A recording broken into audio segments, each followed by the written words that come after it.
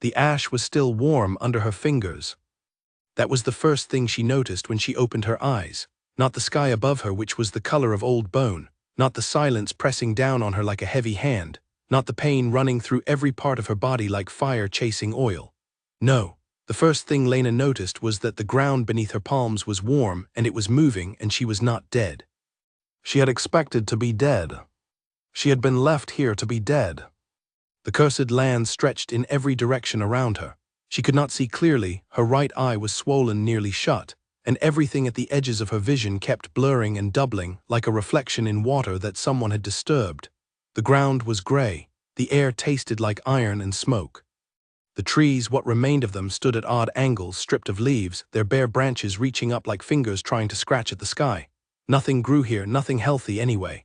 The few plants that survived in the cursed lands were pale, twisted things that smelled wrong and crumbled if you touched them. Everyone knew this place. Everyone stayed away from it. That was exactly why someone had chosen to bring her here. Lena tried to move. She got one arm under herself before the pain said no in a language that was very hard to ignore. She stopped. She breathed. She tried again. Her name was Lena Marsh. She was 24 years old. She had dark brown hair that was currently matted to the side of her face with dried blood. She had gray eyes, the kind of gray that people sometimes called silver when they were being kind and plain when they were not. She had grown up in the Thornwood Pack, a large and well-respected pack in the Northern Territories, and she had spent her whole life doing exactly what was asked of her. She had been obedient, she had been careful, she had been good. And someone had paid to have her carried into the cursed lands and left face down in the ash to die. She managed to get both hands flat on the ground. She pushed. Her arms shook. Her head spun hard, and for a moment she thought she was going to lose the fight with consciousness, but she held on by her fingernails and got herself up to her elbows. She stayed there, breathing through her nose, counting breaths the way her mother had taught her when she was small and afraid of storms.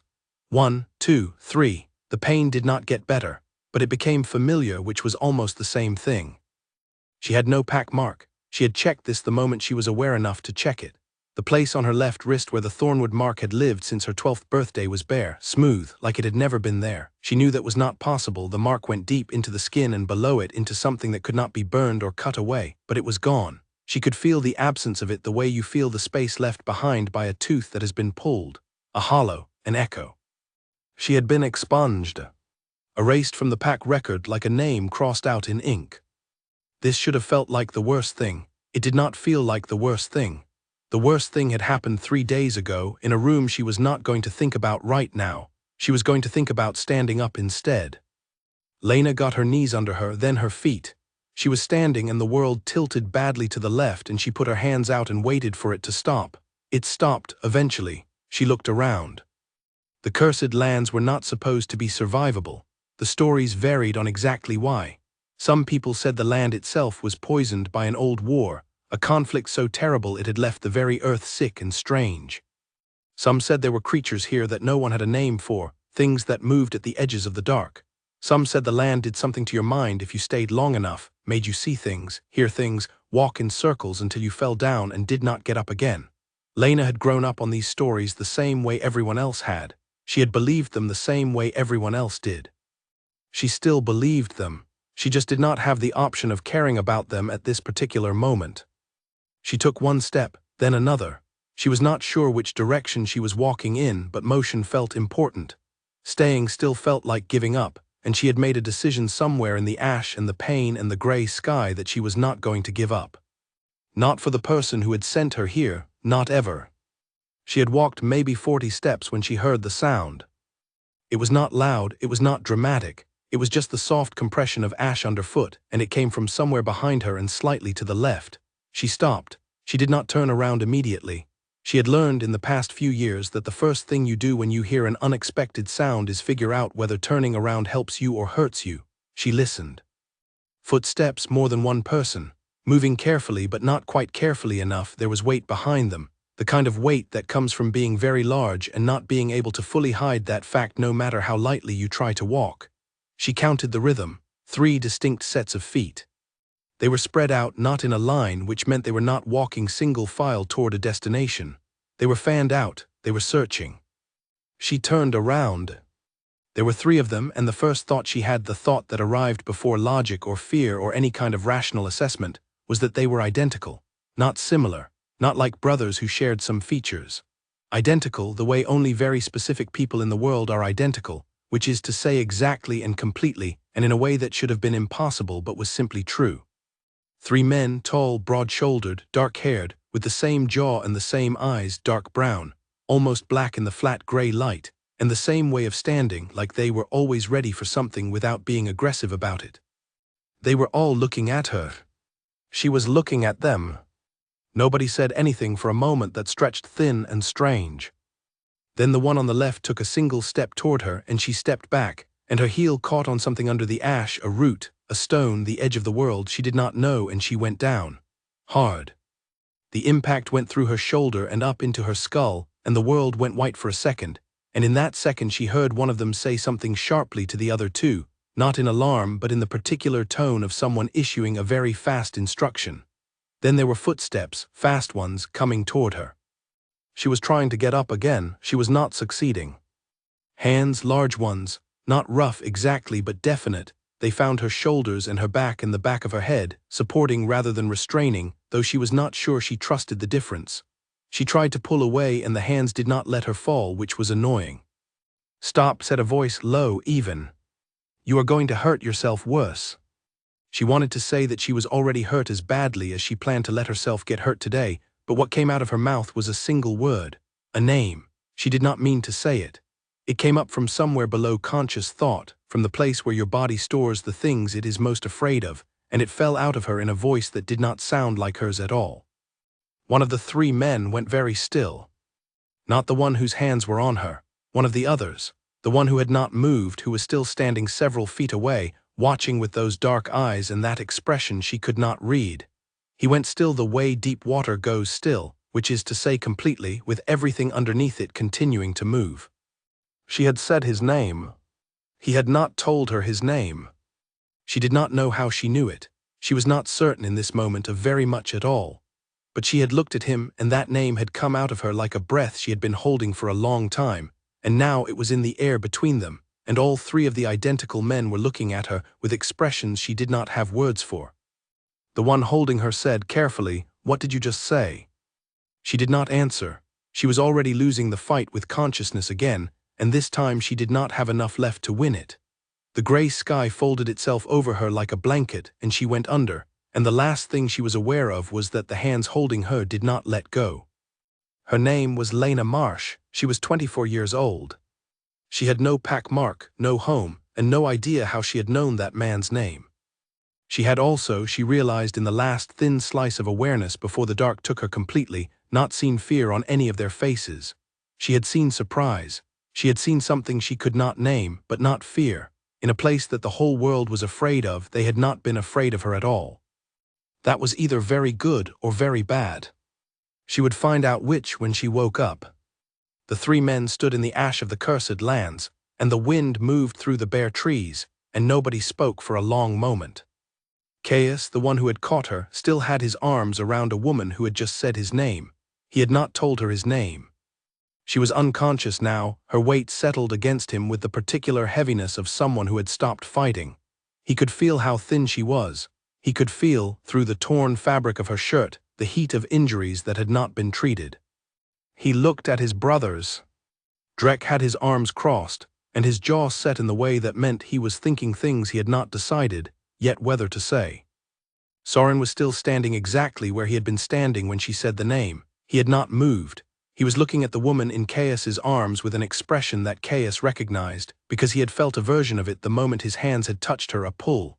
Low and deep and not at all like anything he had felt before. It was not comfortable. It was not simple. "We should leave her," Drek said. His voice was flat. He said it the way you say a thing you have already decided is the right answer before you have asked yourself if you believe it. Caius looked down at the woman. She had a broken silver chain around her throat, fastened still at the clasp but missing whatever had hung from it. The chain was old, expensive once. The kind of thing you only buy for someone you value very much, or that someone who values you very much gives you as a promise. The pendant was gone. Taken or lost or ripped away, he could not tell which, but the chain itself was there, and the clasp was still closed. and something about that detail sat in his chest like a splinter. The protocol says to leave her, Drek added. The protocol was real. The cursed lands were not their territory. They had come here for a different reason entirely, tracking a boundary breach from the east, following signs that someone had been using the cursed lands as a crossing point to avoid border checks. They had not come to collect strays, they had not come to play rescuers. The protocol was clear on what you do when you find someone in the cursed lands. You mark the location, you move on. The land takes what the land takes. Caius stood up. He stood up with Lena in his arms because he had not made a decision yet, but his body apparently had. Drek looked at him, Caius looked back at him.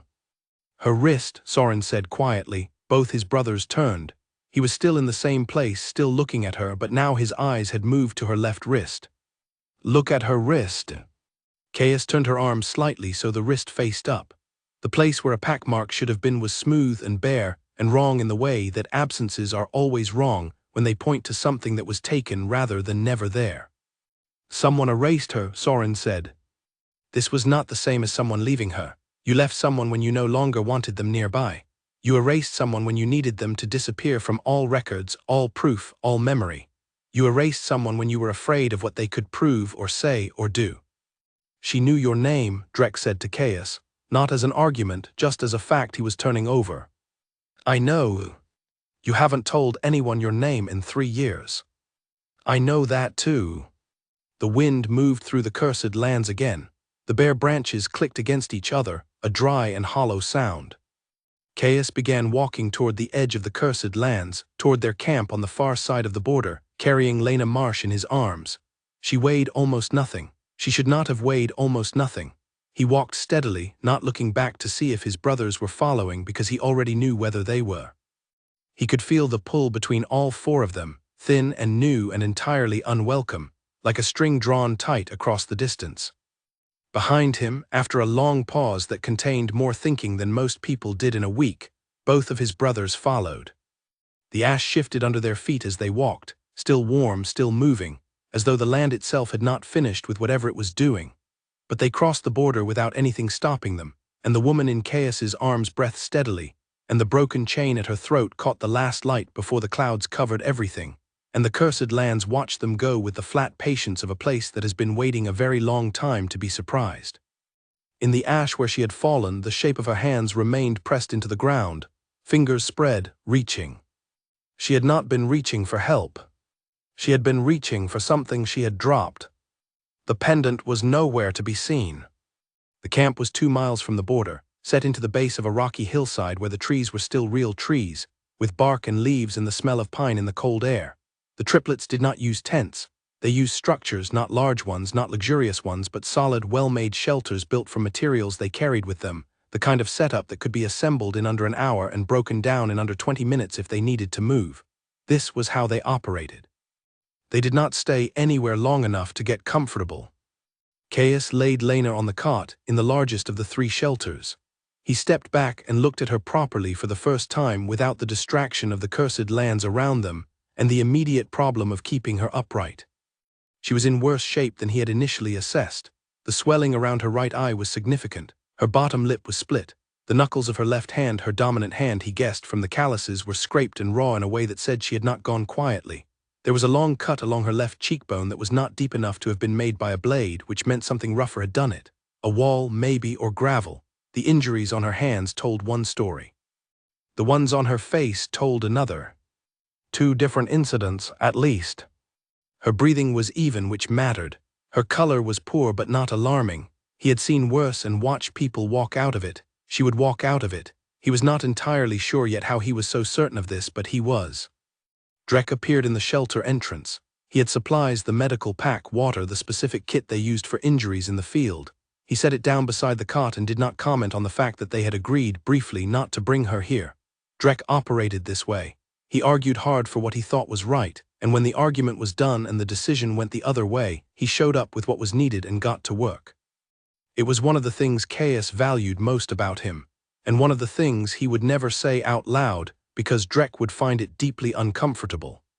Soren stood in the doorway. He had been quiet since they left the cursed lands.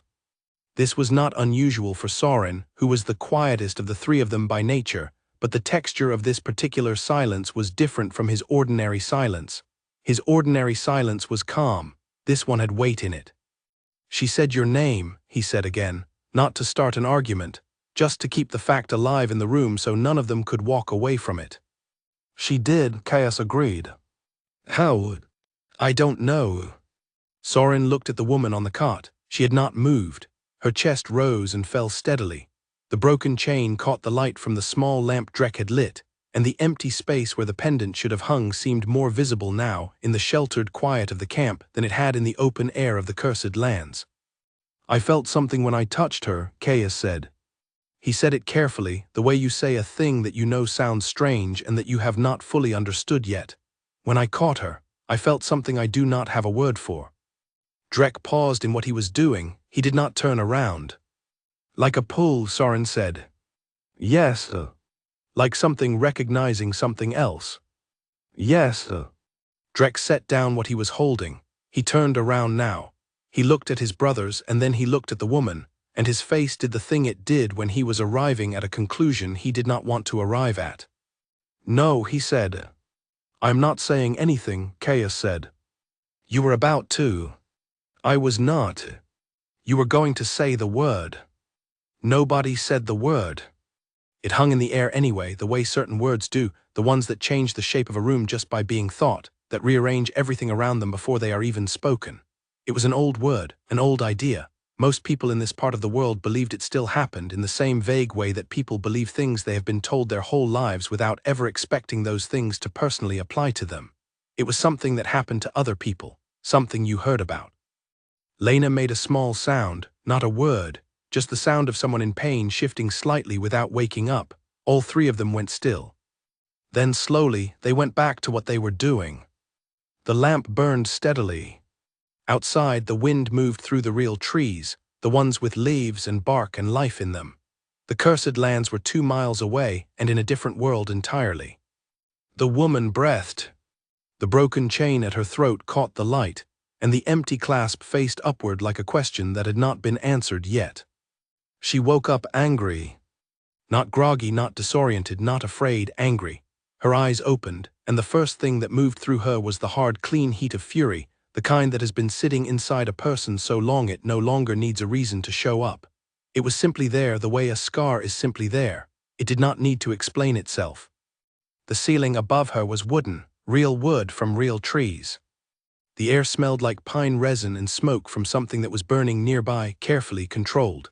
She was lying on a cot with a blanket over her and a rolled cloth under her head, and the pain in her body was still present but had shifted from sharp and active to deep and dull, the way it does when something has been cleaned and wrapped and left to start the long work of healing. She sat up. Too fast. The room disagreed with this plan, tilting sharply to the right, and she caught herself with one hand against the side of the cot and waited for the world to settle back into place. It took a moment. She let it take a moment. When things were level again, she looked around the shelter with clear eyes. No one was there. She checked her wrist, still bare. She checked her pockets. Empty. They had been empty when she was brought here, because the men who had carried her into the cursed lands had not left her anything worth taking. She checked the chain at her throat, still there. She touched the clasp, felt the absence of the pendant, and moved her hand away. She stood up. The cot shifted slightly behind her and she felt the wall with one hand and got her balance sorted. Her right leg was not happy with weight on it. There was something wrong with her knee. She had known this since she woke up the first time in the ash, and it was not broken but it was not right either. She adjusted. She found the way of standing that distributed things more evenly, and then she looked at the doorway of the shelter. The fabric hanging across it was heavy and dark. Through it she could hear, faintly, the sound of a fire crackling and 2 voices. Not arguing, just talking. The low, spare kind of talking that people do when they are in the middle of something practical. Lena crossed the shelter in 4 careful steps and pushed the fabric aside and walked out. The camp was set against a hillside with pine trees on 3 sides. There was a fire in the center of the open space, and on one side of it, crouched and doing something with a piece of equipment she did not immediately identify, was one of the identical men. On the other side of the fire, leaning against a rock with his arms crossed, was one of the others. The third was not in the circle of firelight, but she could feel him somewhere behind her and to the left in the trees. She was not sure how she knew that, she simply did. The one by the fire looked up. He had the same dark eyes as the others. He was the tallest, she thought, by perhaps half an inch. He looked at her the way you look at someone you have been thinking about. "You should be lying down," he said. "I have been lying down," she said. Her voice came out rougher than she expected. She needed water. She was not going to ask for it. She would find it herself or wait until she did not need to ask, because asking these three men for anything felt, right now, like a move she was not ready to make. The one against the rock had not looked at her yet. He was looking at the fire. His arms were still crossed. He was the one who had argued to leave her. She knew this the same way she had known the name, which was without any logical reason at all, and therefore more reliable than logic. "Sit down," said the one by the fire. "There is water." There was water, a metal cup on a flat stone near the fire, close enough to the heat to be warm. She sat down because her knee was going to make that suggestion forcibly in another 30 seconds anyway, and she picked up the cup and drank, and the warmth of it moved through her chest like a hand pressing a door shut against a storm. "I'm Caius," said the one by the fire. She nodded. She already knew this. "That is Drek," he indicated the one against the rock who still had not looked at her, "and Soren is behind you." She looked over her shoulder. The third one had come out of the trees without making any noise worth noticing. He was leaning against the edge of the hillside, just far enough from the firelight that his face was partly in shadow. He looked at her directly when she turned, the way some people do, no deflection, no pretense of having been looking somewhere else, just direct and steady and entirely focused. She turned back to the fire. "Lena," she said, "not Lena Marsh, just Lena." The Marsh part belonged to the Thornwood pack, and she did not belong to them anymore, so she was leaving that piece in the past where it could sit in the dark and rot at its own pace. "How long were you in the Cursed Lands?" Caius asked. "I don't know. Long enough." "Were you conscious the whole time?" "Parts of it." He nodded like this told him something. It probably did. He was the kind of person who pulled a great deal of information from very small amounts of material. She could tell this from the way he had looked at her when she came out of the shelter, not scanning, not assessing the way people do when they are trying to categorize you, just looking, taking in what was there without arranging it yet. "You should not have survived the night," Drek said. He had not looked at her. He was speaking to the fire or to the air or to the statement itself, in the tone of someone clarifying a fact that he wants on the record. "I know," she said. "Most people who are left in the Cursed Lands die within a few hours."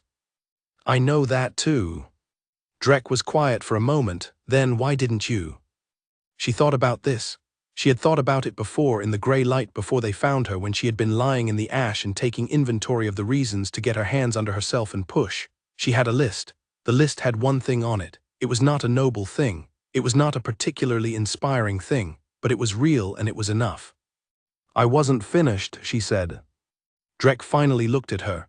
His eyes were the same as his brother's, dark, direct, but there was something in them that was different from Caius's steady warmth and Soren's unhurried focus. A sharper edge, not hostile, just unconvinced.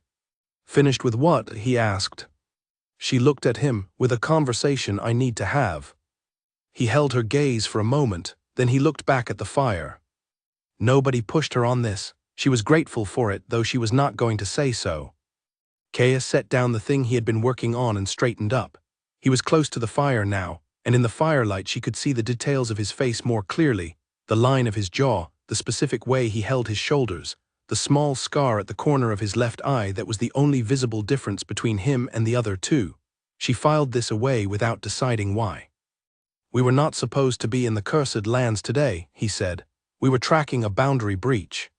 Someone has been using the Cursed Lands as a route to cross our border without being checked." "That is not why you are telling me this," she said. He paused. "No," he agreed. "I am telling you because I want you to understand that finding you was not planned. It was not something we came looking for. What I am not going to do is pretend that it was ordinary." She looked at him. She said nothing. "You said my name," he said. "Before you went under, you looked at me and you said my name." "I know. You could not have known my name." "I know that too." Soren made a small sound behind her, not a word, just the sound of someone acknowledging something. The fire crackled. In the trees something moved, a bird probably settling on a branch. The pine smell was thick and clean in the cold air, and it was, she realized, The first clean breath she had taken in longer than she wanted to count. She had not noticed she was missing clean air until this exact moment. Sometimes you cannot feel the weight of something until it is lifted, and then you feel both the absence of the weight and the shadow it left behind at the same time. She looked at her bare wrist again. Old habit. She kept doing it, and each time it was the same blank skin, and each time it was a small fresh grief, the same note struck again on an instrument that was already damaged. Caius followed her gaze. "Erased," he said, not a question. "Yes, by the pack." "By one person in the pack," she said, and the distinction mattered to her, so she made it. By one person with enough authority that the pack had no choice but to go along. "Who?" Drek said. She did not answer this, not because she was protecting anyone, but because the name of the person responsible was information that could put these three men in a position she did not want to put them in, and she had already cost them enough tonight just by existing in their fire's light. Drek made a sound that was not quite impatience. "You know who it was?" "Yes, and you are not going to tell us?" "No." He looked at her, she looked back. This went on for a few seconds. "All right," he said, and went back to looking at the fire, and she was surprised by this, so she did not immediately look away, and he caught her surprise, and his mouth did something that was not quite a smile. "You thought I was going to push," he said. "Most people push." "Most people have not found someone in the cursed lands today," he said, and the odd thing about this statement was that it seemed to settle something for him rather than open it up, like he was talking himself into something by talking out loud. Caius looked at his brother with an expression that said this was unusual enough to notice, and that he was noticing it. Soren came around the fire and sat down on a log on the far side of it. He picked up a short stick and turned it in his hands without using it for anything. He looked at Lena across the flames. "You came from Thornwood," he said, not a question. She looked at him. "How do you know that?" "The chain." He looked at her throat. "That clasp style is specific to the Northern Territory jewelers, and the injury pattern." He held her gaze without looking away. "Whoever worked you over knew what they were doing. That level of precision tends to come from people who have had formal training, and Thornwood trains its enforcers." She was quiet. "I am not asking you to confirm it," he said.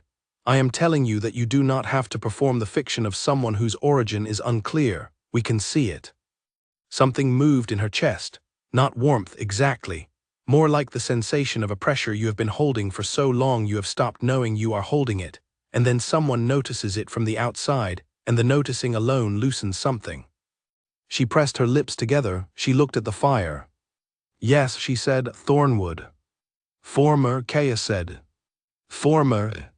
The word sat in the air between all four of them like something that had been placed there carefully, and was now waiting to see what anyone would do with it. The fire ate its wood steadily. Sparks rose and died.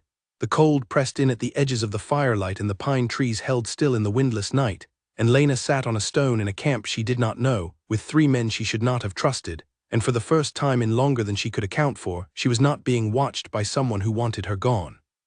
She did not know what to do with this. She decided, for now, to do nothing with it. To sit by the fire and drink the water and let her knee rest and not look at her bare wrist again for at least an hour. That was a plan. It was a small plan, but it was hers, and she had made it herself, and no one had told her to. In the trees, the bird settled deeper into its branch and went quiet. The cursed lands were 2 miles away, dark and warm and waiting, in the way that places which have seen too much always wait. They had given her back. She was not sure yet what to do with that either. She did not sleep that night.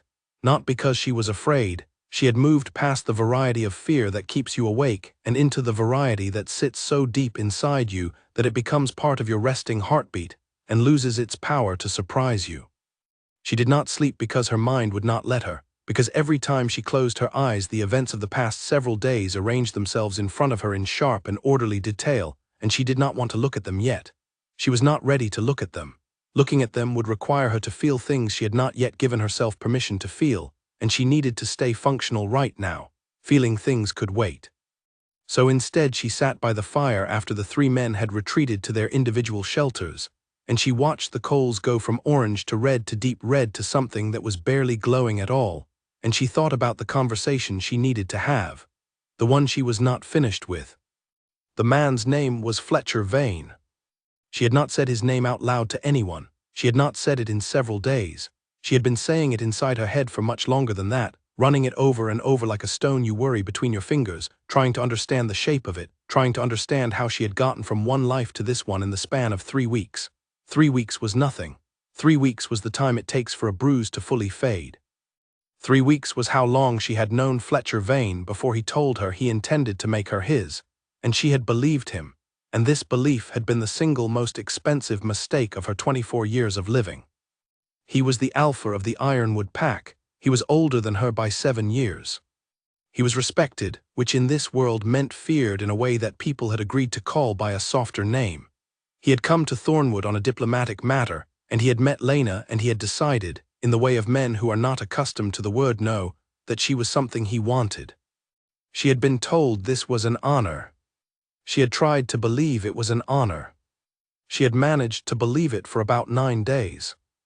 On the 10th day she had started asking questions she was not supposed to ask, not loudly, not in public, just small, careful questions, the kind you ask in the quiet of your own room when you are alone and the information you are gathering does not add up the way it should.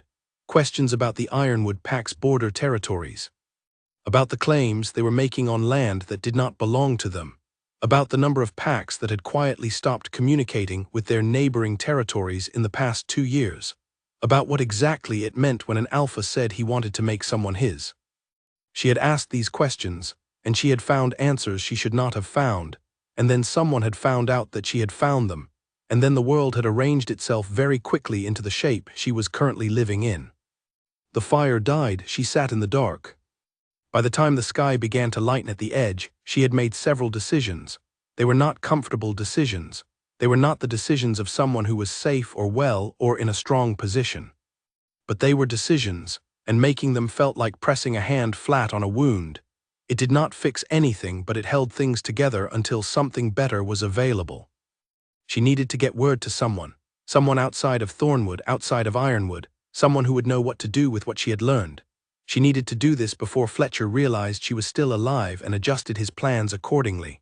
She needed to do this soon because the cursed land's reputation for finishing people off would only cover her for so long before someone was sent to verify. She also needed her nay to cooperate, which it was currently suggesting it would do only under protest. The first gray light came through the pines.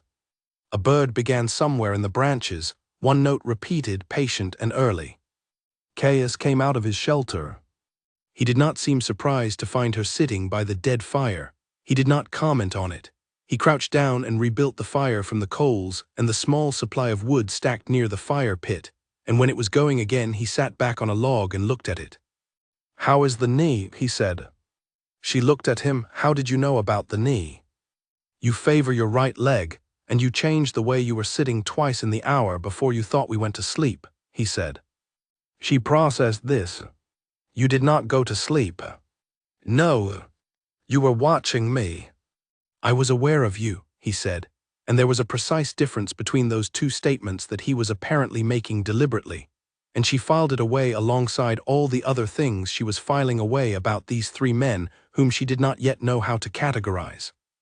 "The knee is not broken," she said. "It is not right, but it is not broken. It will hold for walking. It will hold for walking." He nodded. The fire crackled. Somewhere above them, the bird continued its single-note announcement of the morning. "We need to move camp today," he said. "We have been in this location for 2 days. That is longer than we stay anywhere." She understood what he was not saying.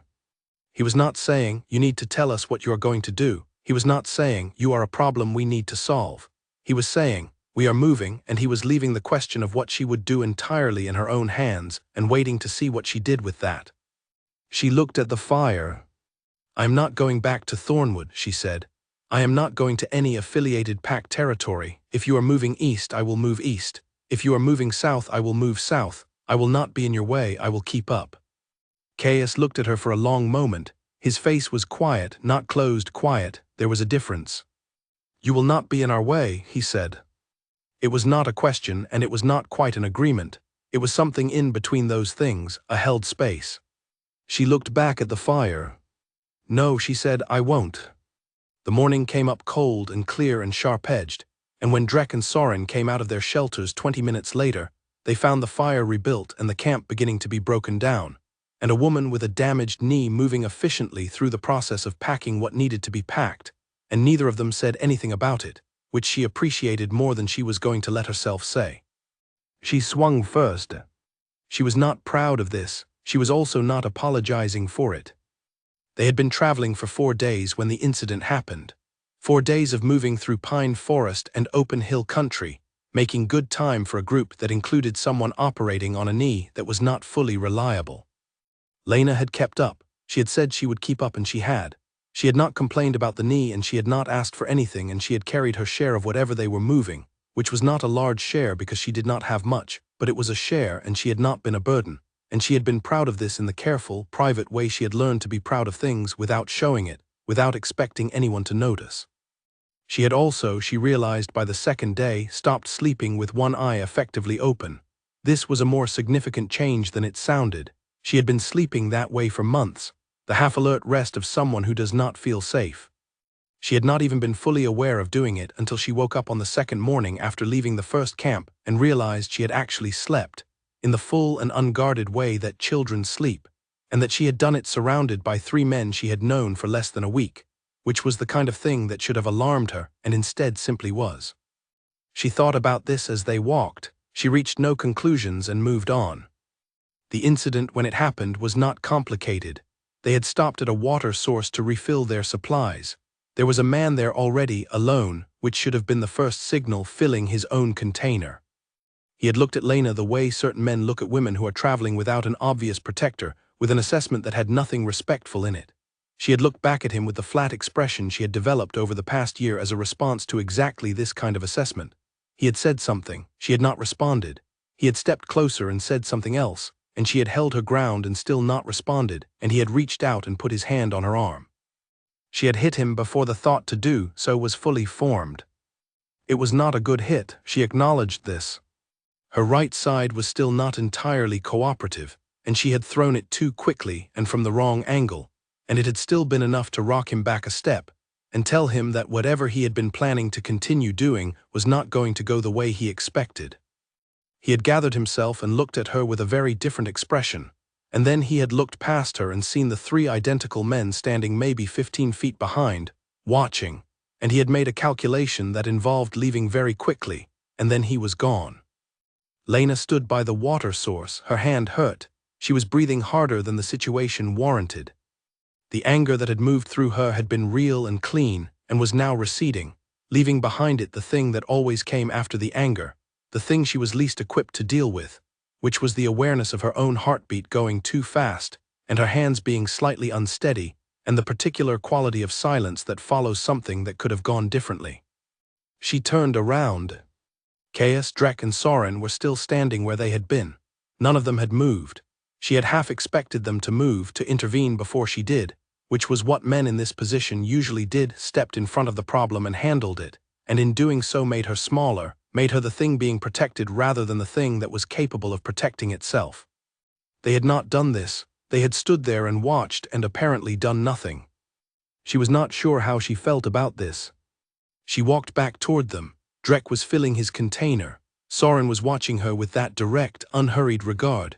Caius met her eyes and held them for a moment and then looked away, back at the trail ahead. "You laid with your shoulder," Soren said. She stopped. "A what?" "When you throw, you lead with your shoulder instead of your hip. It costs you power." She stared at him. "That is what you want to say right now?" "It is a useful observation. I could have broken his jaw with a lead from my hip." "Possibly not his jaw, his nose maybe." She looked at him for another moment, then despite herself something in her chest loosened, not much. Just a small, specific loosening, the kind that happens when something is simultaneously irritating and correct, and the combination is so unexpected that your body does not have a prepared response. "I'll work on that," she said flatly. "Good," he said and turned away. They walked. Caius fell into step beside her sometime in the next hour. He did not do it pointedly, He just happened to be walking at the same pace and in the same direction as her, and gradually the space between them had decreased to conversational distance. She noticed this. She did not address it. "You have been in a situation like that before," he said. "Not that one specifically. Not the one at the water source, just the category of situation." "Yes," she said. "More than once." "Yes." "You know how to read when something is coming." "Yes," she said, "I learned." He was quiet for a moment, not the quiet of someone who has run out of things to say, the quiet of someone who is deciding whether the next thing is theirs to ask. "The man who sent you to the cursed lands," he said. She did not respond.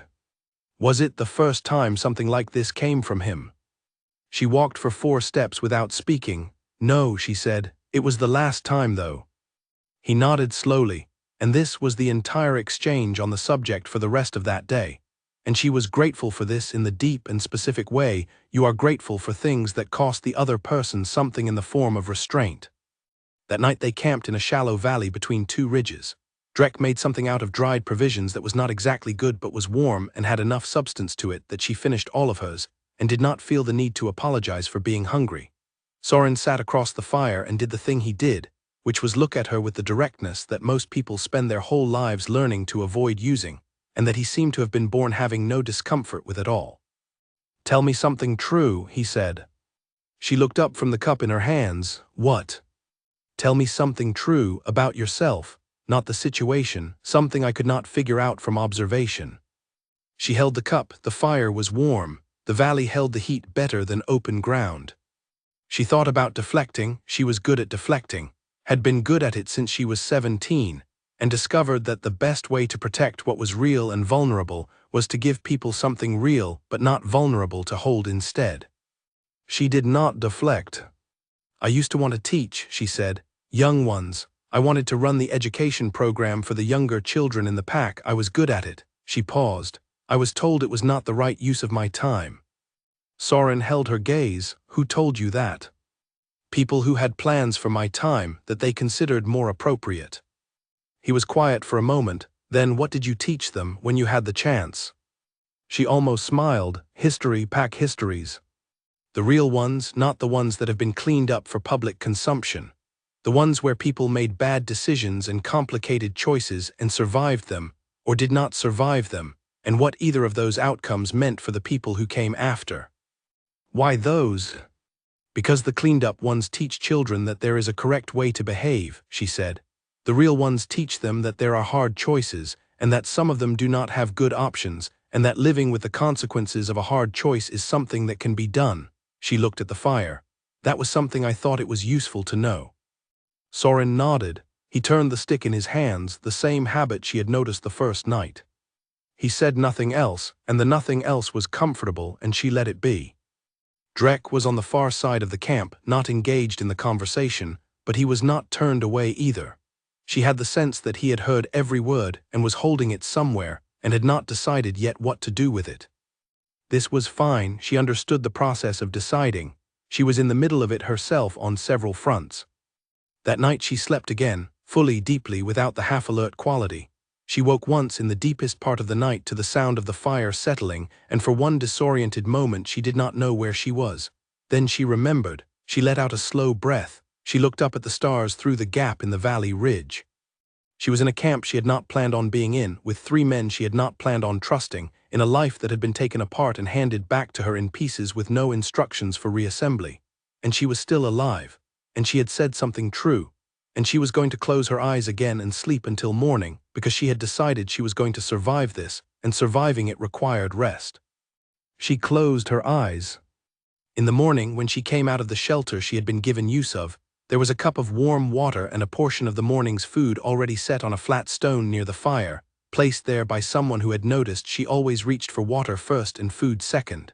She looked at it for a moment. She looked around the camp. Caius was doing something with the supply packs. Drek was at the camp perimeter. Soren was in the trees. None of them was looking at her. She picked up the cup and sat down. And for the first time in as long as she could remember, she did not eat standing next to a door, with her back to the wall and her eyes on the exit. She sat in the middle of the camp in the firelight and ate, and it was an ordinary thing. It felt enormous.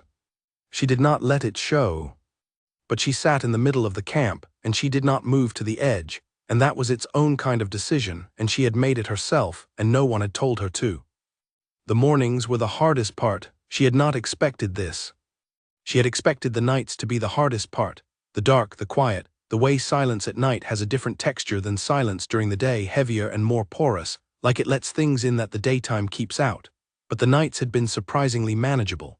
The mornings were where she came apart a little in the first minutes of waking, before she had fully remembered where she was and before her defenses were fully assembled.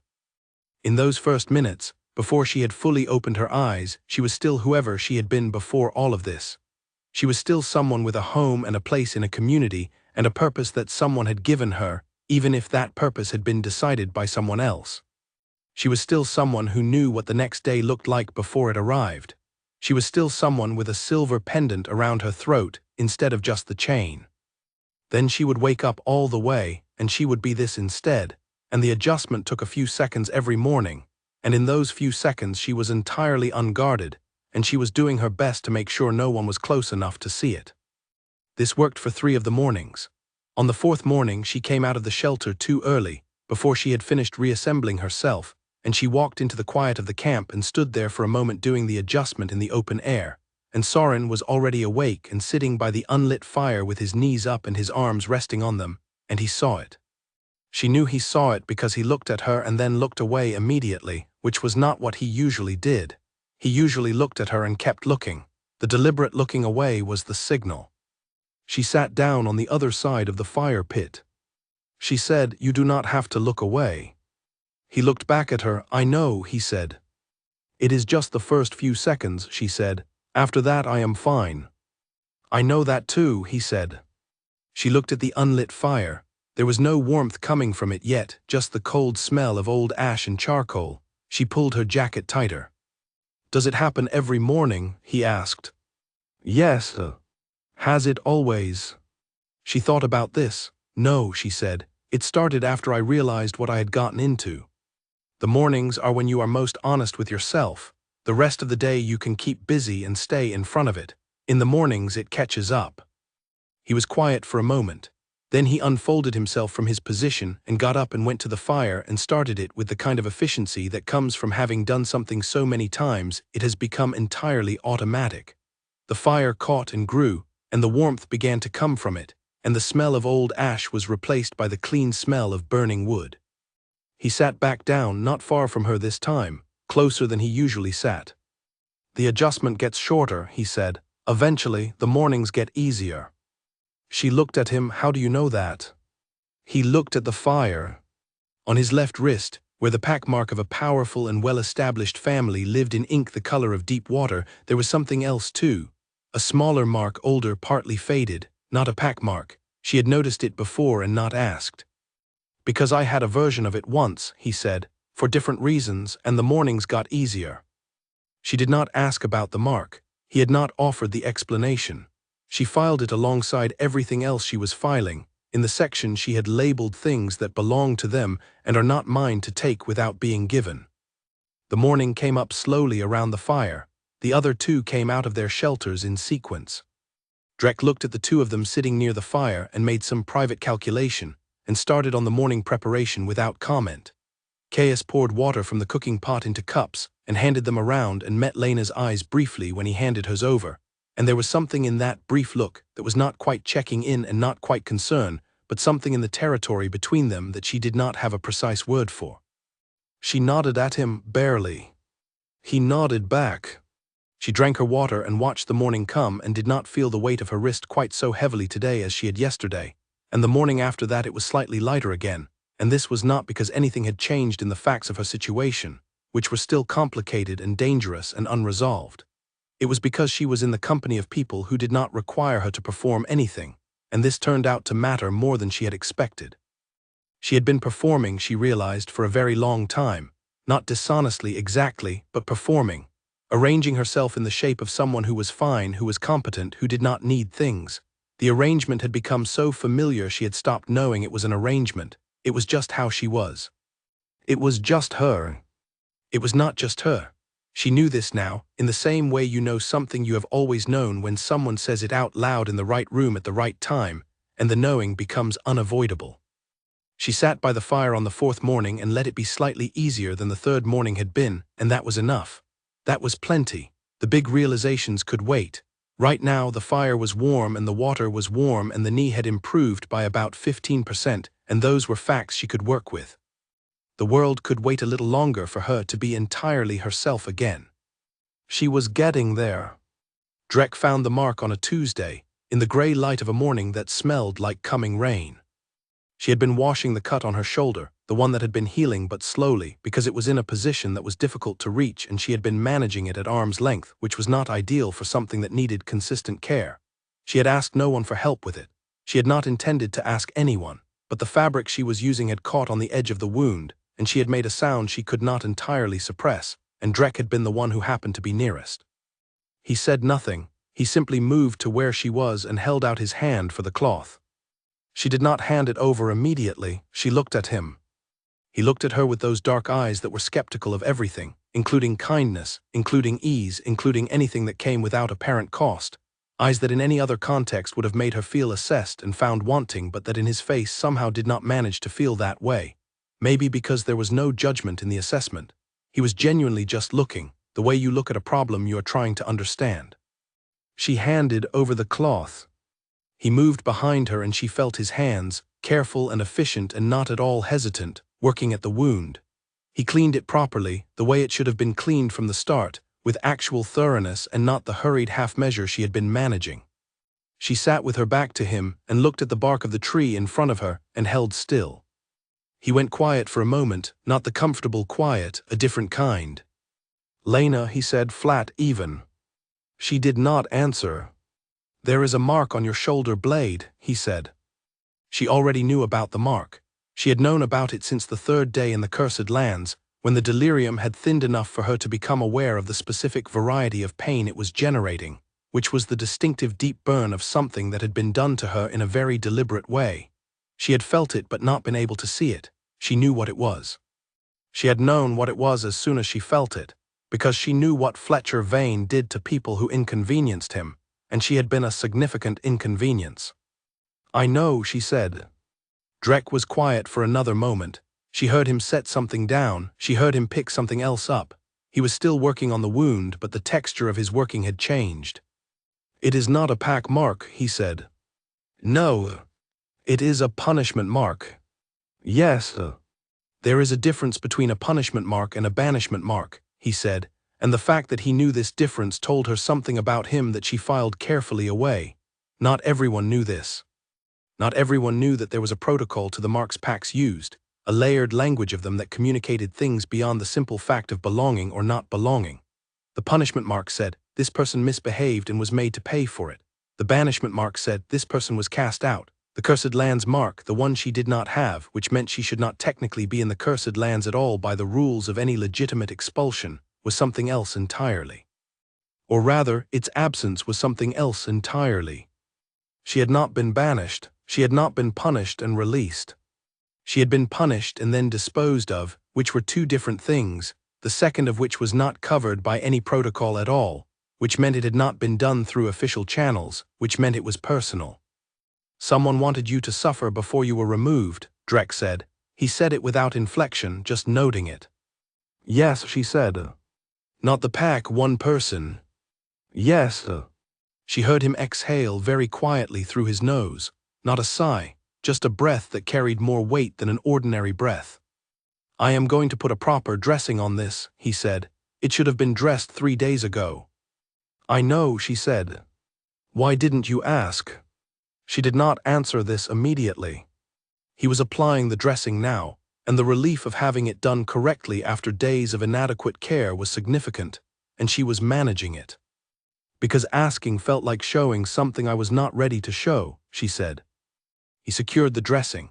He moved back around to face her. He crouched down so he was at her eye level, and he looked at her directly in the way that was his particular version of the direct look that all three of them had, which on him had a different quality than it had on the others. Less warm than chaos, less still than Soren, something more blunt, like a person who has decided that the space between what he thinks and what he says is a luxury he cannot afford.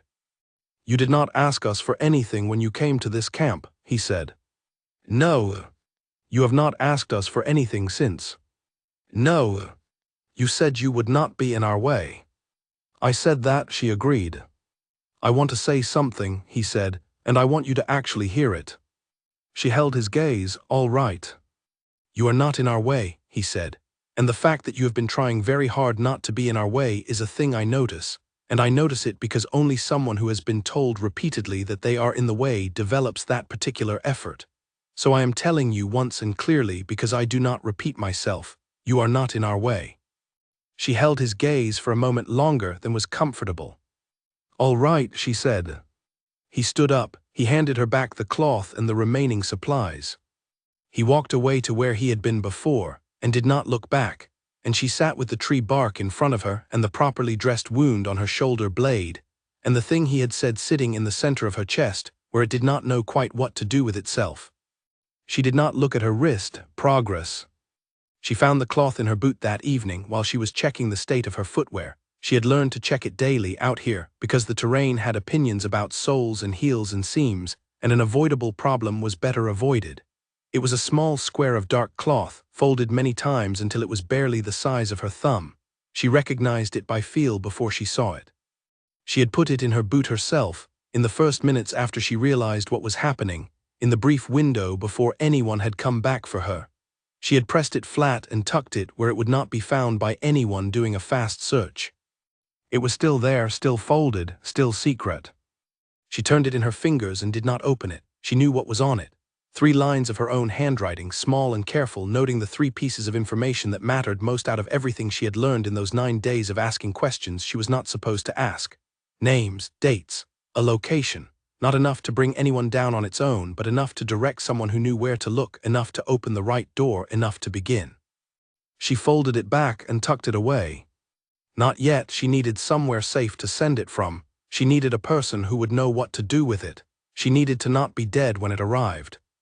She pulled her boot back on. The rain that had been threatening all day finally began, soft at first and then serious. The camp had been set under adequate cover for rain, not full waterproof, but capable of weathering what fell now. She pulled her jacket up and listened to the sound of it on the leaves and the canvas and the packed earth around the fire pit. And she thought about Fletcher Vane sitting in the Ironwood Pack's great house with its high ceilings and its stone walls and its sense of permanence, looking at a map of the territories and planning the next thing, assuming she was gone. He assumed a great many things. She was not gone. She was sitting in the rain, 2 miles from the cursed lands that had given her back, with a piece of cloth in her boot and 3 men who had not left her when they probably should have, and she was very much alive and getting better at it by the day. The rain fell. Caius appeared at the entrance to the shelter she used and held out a tin cup of something warm. She took it. He stood in the shelter entrance for a moment, looking at the rain, and then he looked at her. The mark, he said, not asking, just naming the fact. Drek told you. He did not have to. He paused, in the way people pause when the right word is not the obvious one. We are aware of each other's reactions to things. Drek's reaction told me something had changed. She held the cup. What did his reaction look like to you? Caius considered this. Angry, he said, not at you, just angry. She looked at the rain. Drek did not do things without reason. She had observed this in the 7 days she had known him. He argued for things he believed in and against things he did not, and when he made a decision it was one he had fully committed to, and his anger was of the same variety, not scattered or reactive but specific and aimed, like something with a target it intended to reach. The idea that the target of that anger was not her, but the person who had put the mark on her, was something she turned over carefully, checking it from several angles, making sure she was not making it more than it was. She was not making it more than it was. She was, if anything, doing the opposite, because making things more than they were was not something she allowed herself to do anymore. All right, she said, and then because it was true and she had promised herself she would keep saying true things, tell him it matters that he told me.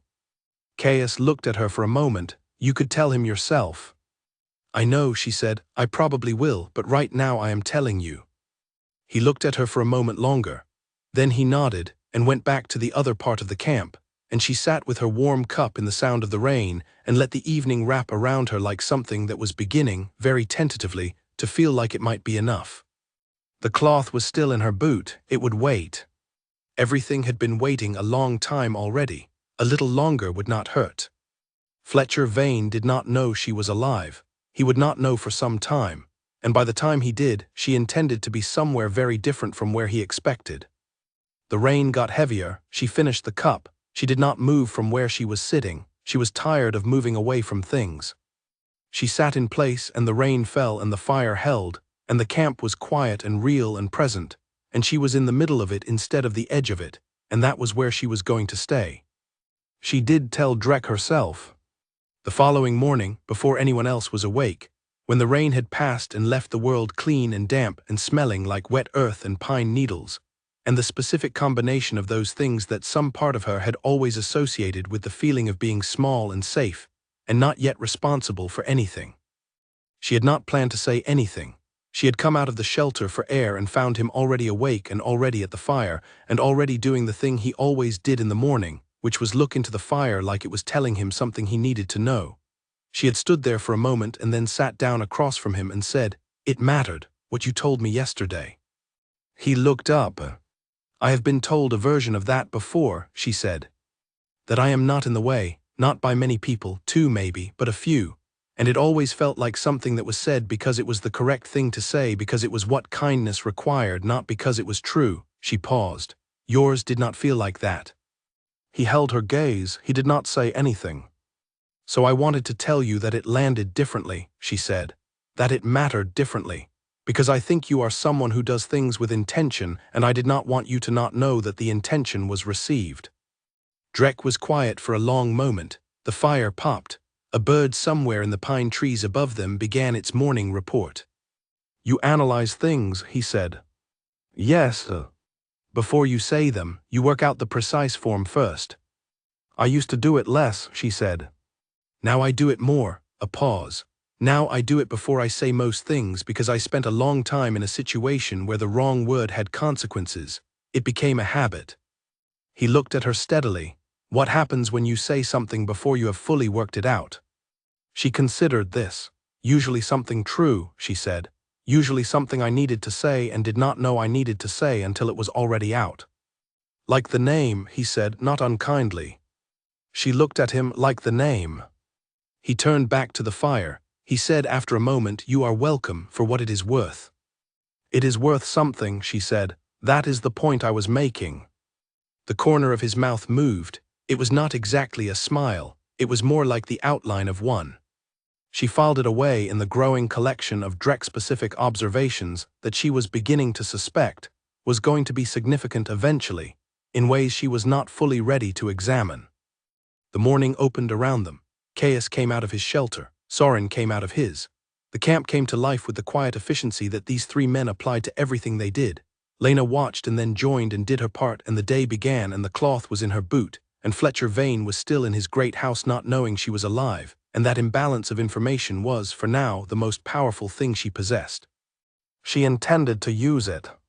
She was going to be very careful about how, and very precise about when, and she was going to make sure that when she did use it, it landed exactly where it needed to land. The morning was cold and clear and smelled like rain that had already passed, and she was alive, and she was not in anyone's way, and she was going to keep being not in anyone's way until she was ready to be in someone's very specific way in a manner that was entirely by design. She smiled at this, small and private, and turned away from the camp so no one would see it and ask her what was funny. Some things were better kept close until the right moment. She was very good at knowing when the right moment was.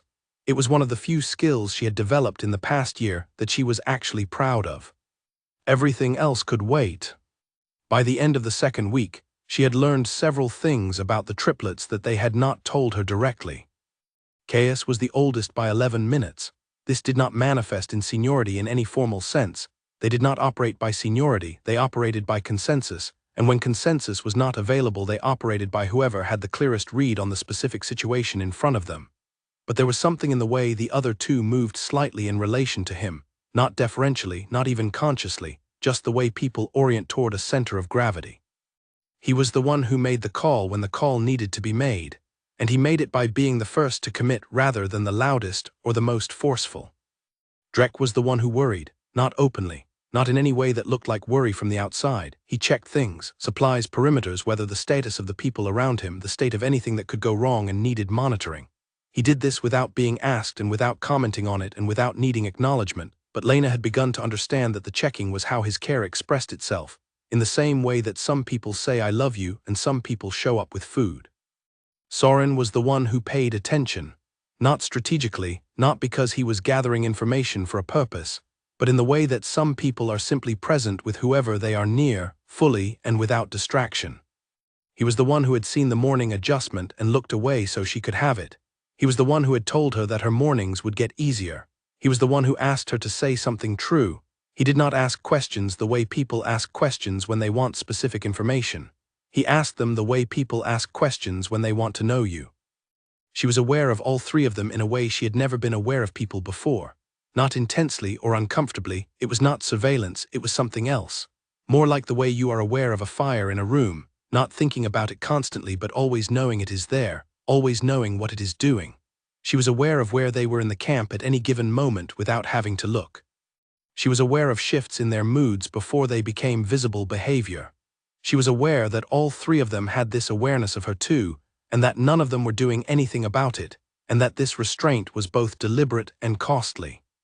She appreciated the cost. She was not ready to do anything about it, but she appreciated it.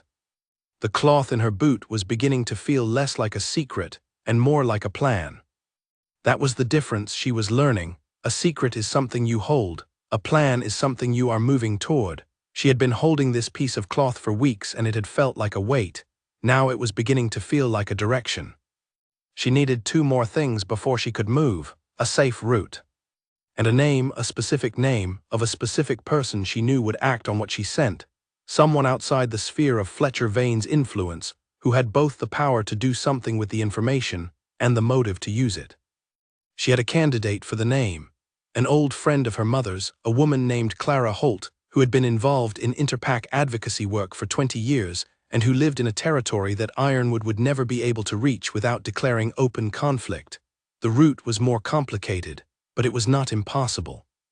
Nothing was impossible. She had been left in the cursed lands and survived it. After that, the scale of what was possible had shifted considerably. She sat by the fire that evening and watched Caius teach Soren a new knot. The two of them bent over a length of rope with the focused and slightly competitive energy of brothers who have been doing this since childhood, and she felt, for the first time, like something resembling comfortable. She was going to let herself feel it, carefully for a little while. Then she was going to get back to work. It happened at the river crossing. She would think about this later, the specific location, the specific hour, the light on the water and the cold in the air, and she would not be able to decide whether it was significant that it happened there or whether she was simply assigning meaning to a location because of what happened in it. Both were possible. Probably it was both. They had been following the river for 2 days, looking for a place shallow enough to cross without losing supplies. The river was running high from the rain, brown and fast and cold, and every potential crossing they had checked had turned out to be either too deep or too fast or both. By the afternoon of the second day they had found a section that was manageable, knee-deep at the center, rocky underfoot but stable, with room on both banks to get footing and move. Caius went first, testing the bottom and the current. Drek went second with the heaviest pack. Soren waited on the near bank with Lena. She was looking at the water. She was thinking about the route. She had been thinking about it for 3 days, turning it over, checking for weaknesses, trying to find the angle she was missing. And she thought she might have found it, a path south through neutral territory that would take her to within 2 days' walk of Clara Holt's location, using the trade route that ran along the southern edge of the valley network. It was a long route, but it was a safe one. It did not go near Ironwood or Thornwood territory. It did not require her to present any documentation that would show her bare wrist. She was thinking about this when Soren moved to stand beside her, close enough that she was aware of him in the particular heightened way that had become increasingly difficult to explain to herself as simple proximity. "Nervous," he said. About the crossing, her knee was still not fully reliable on rough terrain. "No," she said, and then, because the thinking she had been doing was reaching a conclusion and the conclusion was asking to be spoken, "I think I have the route." He looked at her. She had not told them what the route was for. She had said early on that she needed to get somewhere, that she had something to do, and they had not pressed her on the details. But the time had come when saying that she had a route but not telling them where it led was its own form of dishonesty, and she had been working very hard for several weeks now at not being dishonest with these three people. South, she said, through the Marsh Valley neutral ground, there is someone I need to get information to. Someone who is outside of it. She stopped. She looked at the water, outside the reach of the problem. How long a journey from here? Soren said. 10 days, maybe 12, for one person walking with the knee at its current level. She paused. Less for people who are faster. He was quiet for a moment. On the other bank, Caius had turned and was watching them. He could not hear the conversation over the river, but he was watching it. The information, Soren said, is it what you used the cloth for? She went still. He met her eyes, direct as always. I saw you checking your boot, not looking for damage, checking something inside 3 or 4 times in the past week. He did not apologize for noticing. He never apologized for noticing things. It was one of the ways he was different from people who notice things, and then performed not having noticed them. I did not say anything because it was not mine to say anything about. It is a record, she said, of what I found out before. She did not say before what. He knew before what. 3 pieces of information, names and a location. It is enough to start an investigation by the right person, not enough on its own but enough to open the door. And you have been carrying it since the cursed lands. Since before that, I put it in my boot when I understood what was coming. She looked at the river. I was not going to let it be lost, even if I was. Soren was quiet. The river ran past them, brown and cold and fast. I will tell you both, she said, Caius and Drek. All 3 of you, everything, tonight if you want. She had been coming to this decision for several days.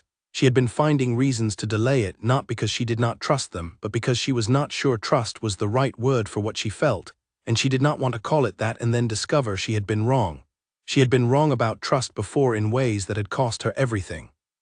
But she was beginning to think that what she felt for these 3 men was something so particular and so unlike anything she had felt before that using words that had previously had negative experiences attached to them was misleading.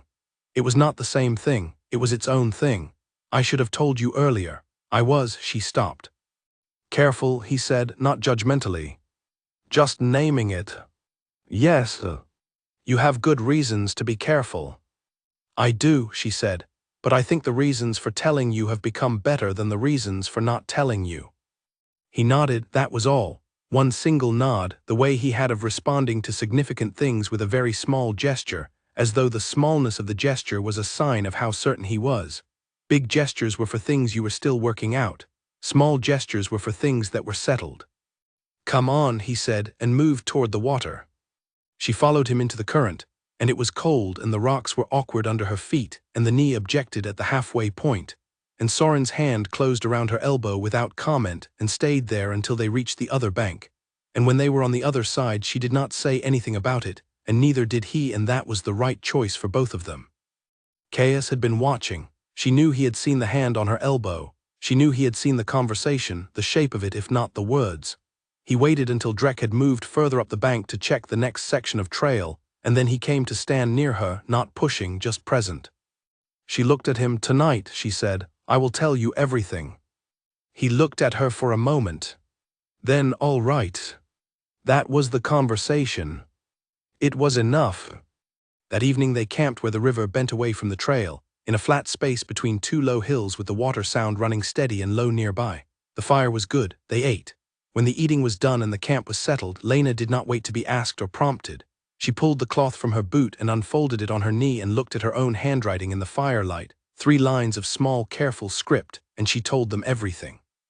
She started from the beginning. Not from the cursed lands, from the beginning, from the first time Fletcher Vane came to Thornwood on his diplomatic visit, and the way he had looked at her across the meeting hall and the way everything had changed in the 30 seconds following that look, though she had not known it then. She told them about the 9 days, the questions, what she had found. She told them about the moment she realized he knew she had been asking, and what she had done in the window between that moment and the moment his men came to collect her. She told them about the punishment mark, not what it meant emotionally, just what had been done and by whose instruction. She told them about the cursed lands, what it felt like to be put down in the ash and left there, what she had held on to. She told them about the conversation she needed to have. She told them about Clara Holt. When she finished, the fire had burned lower and the night was fully dark around them, and all three of them were looking at her with expressions she had not seen on them before. Caius had gone very still, which she recognized as his response to something that mattered. Drek's jaw was set. Soren was looking at the cloth on her knee. "How long has Fletcher Vane been operating this way?" Caius asked, quietly, not as a rhetorical question. He wanted to know precisely. "Based on what I found, at least 3 years," she said. "Probably longer, but 3 years is what I can evidence." Drek exhaled through his nose. "The border incursions," he said. "The packs that went quiet." She looked at him sharply. "You already knew about some of this." "We knew pieces," he said. "We did not know they connected." She looked at the cloth, then at Caius. "They connect." The fire crackled. Caius looked at his brothers. Something moved between the three of them, the kind of communication that happens between people who have known each other for their entire lives, who have developed a language of looks and small movements that carries more information than most conversations. She watched it happen, and she did not try to read it, because it was theirs and it was not her place. Then Caius looked at her. "Clara Holt," he said. "Does she have a contact point in the Marsh Valley territory?" Lena blinked. "You know who she is." "We know of her," Soren said. "She has been involved in 3 interpack disputes in the past decade. She is effective." "Yes," Lena said, "she is." Caius nodded. "Then we will get you to her." She looked at him, she looked at each of them in turn. She said, "This is not your problem to solve." "It is connected to ours," Drek said simply. "The boundary breach we were tracking was Ironwood. We just did not know Ironwood until tonight." The pieces of it settled into place around her, in the way that things settle when the shape that was always there becomes visible. She had been carrying the cloth and the knowledge as her problem, her responsibility, her burden. She had not considered the possibility that the problem was already partly in the room, that these 3 men had been living alongside the edges of it from a different angle. She folded the cloth carefully and tucked it back into her boot. "All right," she said. Caius looked at her. "We leave at first light, southern route." She nodded. Drek said, looking at the fire in the tone of a man who is making a decision while appearing to be saying something else entirely. "The knee needs 2 more days of actual rest before that route, not walking light. Rest." She opened her mouth. "2 days," he said. She closed her mouth. The corner of Soren's mouth moved. She saw it. She decided not to comment on it. 2 days, then the South Road.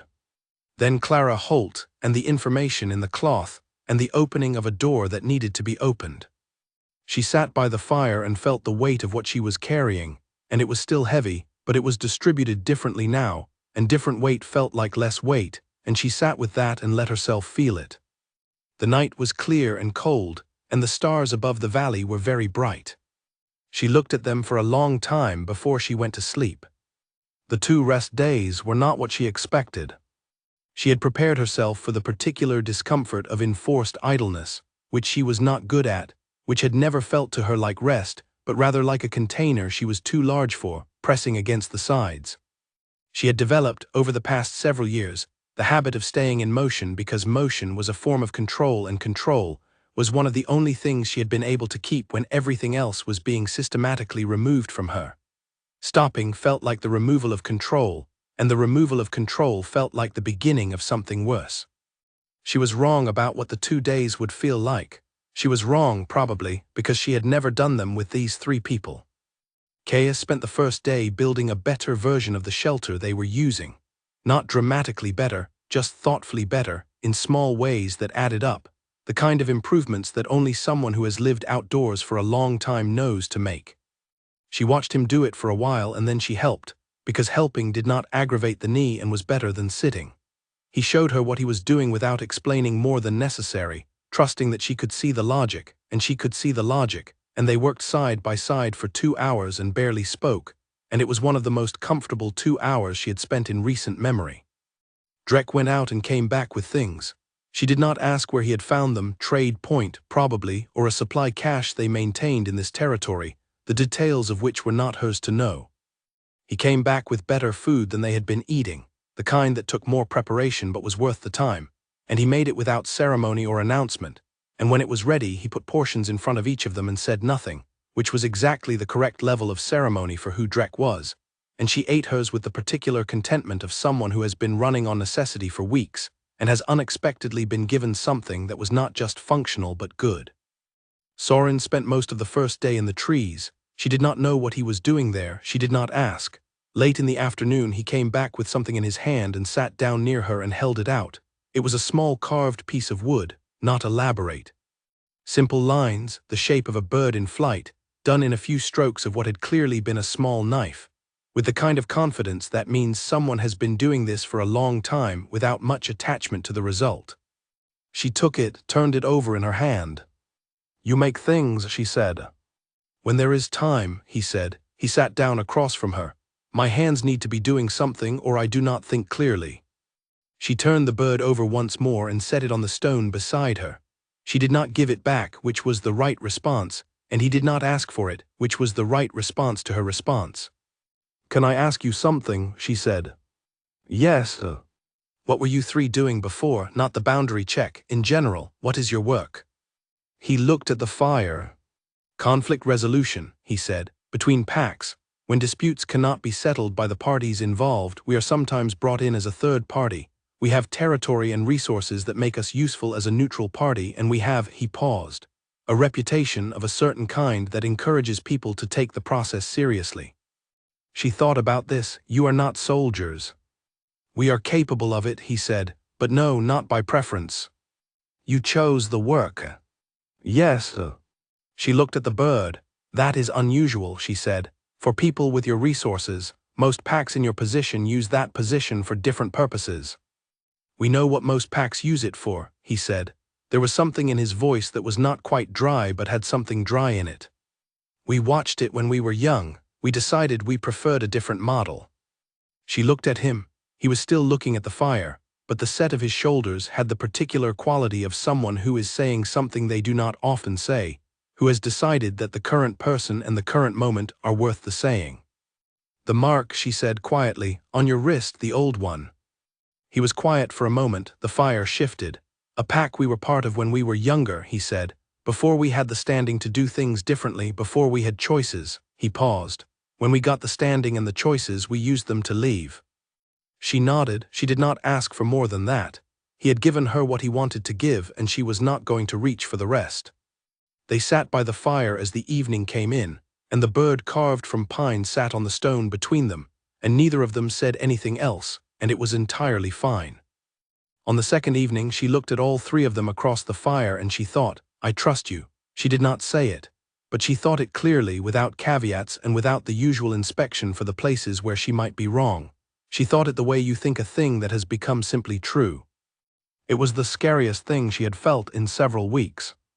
It was also the best thing she had felt in considerably longer than that. She put the bird in her pocket instead of her boot. It felt important to carry it somewhere she would feel it.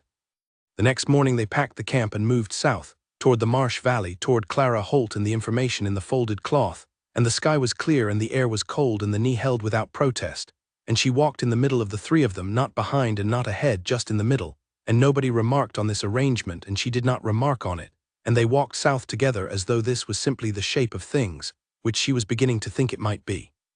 The border of the Ironwood Pack's territory was 80 miles to the east. Fletcher Vane was in his great house, looking at maps, making plans. He did not know she was alive. She had not forgotten this. She thought about it as she walked, and it was not fear she felt when she thought about it. It was something closer to readiness, to the particular quality of attention that comes when you are approaching something important, and you know it, and you are not afraid of knowing it. She was not afraid. This surprised her. She had expected to be afraid for much longer.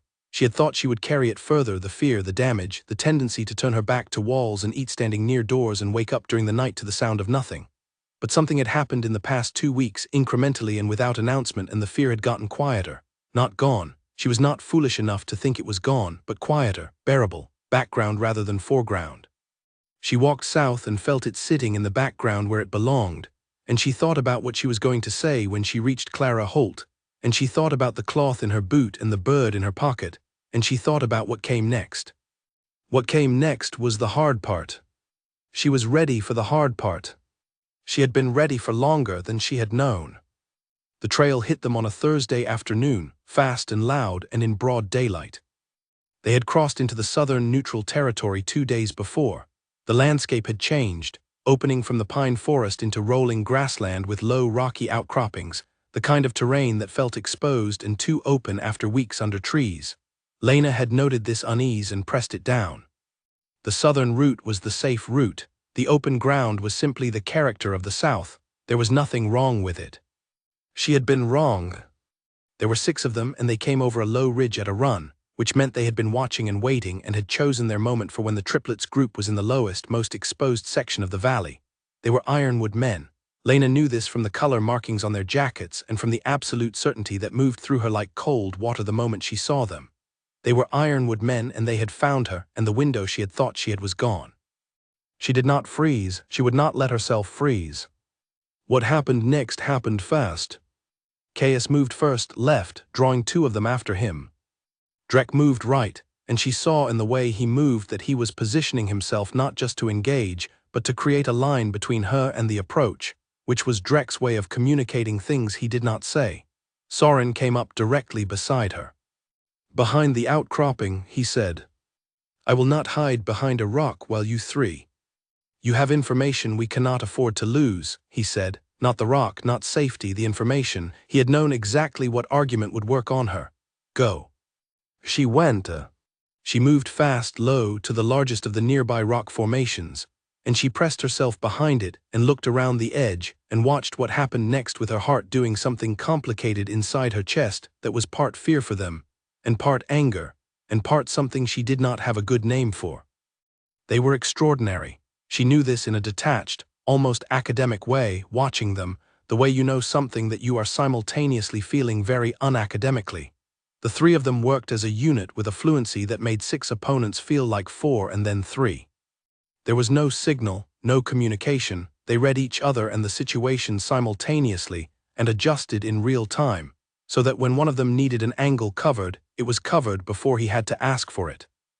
It was over in under 3 minutes. All 6 Ironwood men were on the ground. None of them appeared to be seriously hurt. Caius, standing over the nearest one, looked entirely calm. Drek was breathing hard, which was the most visible sign of effort she had ever seen from him. Soren was already moving to check the perimeter to make sure there were not more on the ridge. She came out from behind the outcropping. Caius looked at her. She looked at the men on the ground. "They know I am alive," she said. "Yes, someone told him." "Yes, She thought about this. She thought about the camp near the Cursed Lands and the 2 miles of border country and the 8 days of walking before they reached the first settlement.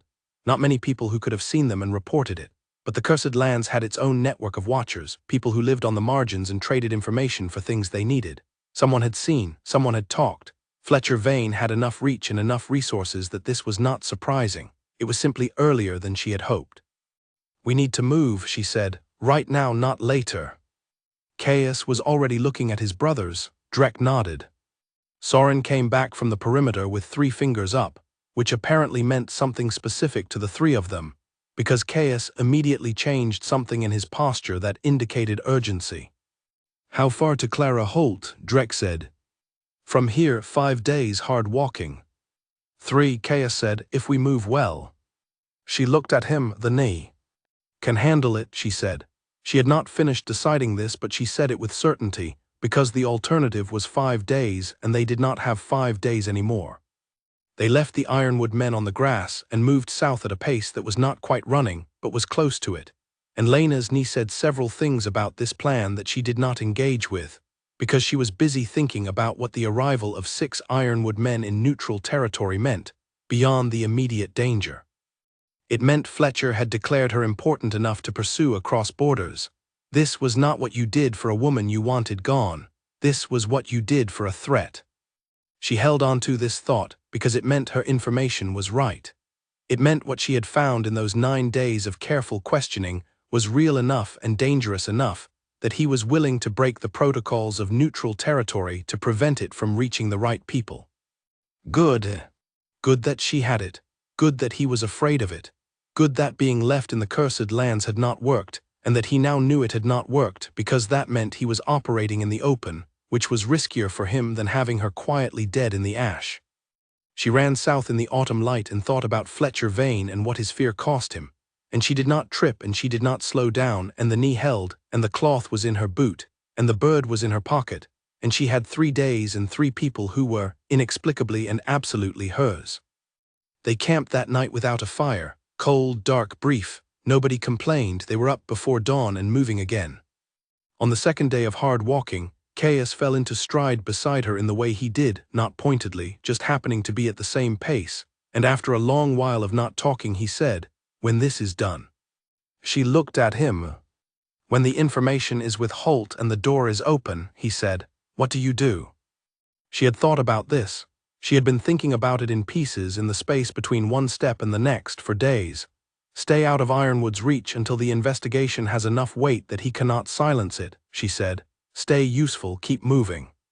Caius was quiet for a moment, and after that, she looked at the trail ahead. "I had not planned that far," she said. Which was true, because planning that far had felt like a luxury she could not afford, like buying furniture for a house you have not been sure you would survive to live in. "You should plan that far," he said, not as a command, just as a fact. She looked at him. He looked at her. His face was doing the thing it did sometimes, that quiet thing that contained more than its surface suggested. "I mean," he said, "that there is a place to plan for if you want it." She held his gaze. "I am not saying it is decided," he said. "I am saying it is possible. I am saying it would not be unwelcome." She kept walking. Her boots hit the packed earth of the southern trail with the steady rhythm she had fallen into. The birds above them were different birds than the ones in the pine forest, smaller and faster, darting through the open sky. She thought about a place. A specific place, not the camp, not the trail, but something more fixed, somewhere with walls and a fire that you did not have to move in 20 minutes, and a morning that came up at the same angle every day. She had not thought about that in a long time. She had stopped thinking about it because it had started to feel like the kind of thing that happened to other people, to people whose lives had not gone the specific wrong direction that hers had. "I'll think about it," she said. He nodded, one nod small and settled. Then he moved ahead on the trail to take the lead, and she fell back into the middle of the 3 of them, and the sky was big and open overhead, and the trail was clear in front of them, and she thought about a place. She thought about it for the rest of the day. She was still thinking about it when they stopped for the night.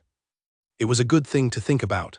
It gave the walking a different quality, not walking away from something but towards something, and those 2 directions produce a different kind of tiredness at the end of the day. A better kind. The kind where you close your eyes not because you are depleted, but because you have spent the day on something that was worth spending. She slept. The stars were out. The south was quieter than the north, with less wind and more of a settled feeling, as though the land here had made its peace with existing and was not still deciding. She lay on her back and looked at the sky and thought about a place, and then she closed her eyes and she slept, and when she dreamed of a morning that came up at the same angle every day. It was not a bad dream. It was, in fact, the best dream she had had in as long as she could remember. She woke up holding it carefully, the way you hold a thing that will be gone if you grip it too hard, and she stood up in the first light and looked south, toward Clara Holt and the opening of doors, and she held the cloth in her boot and the bird in her pocket, and she was ready. She was so completely and clearly ready. 3 days, too, if they moved well. They moved well.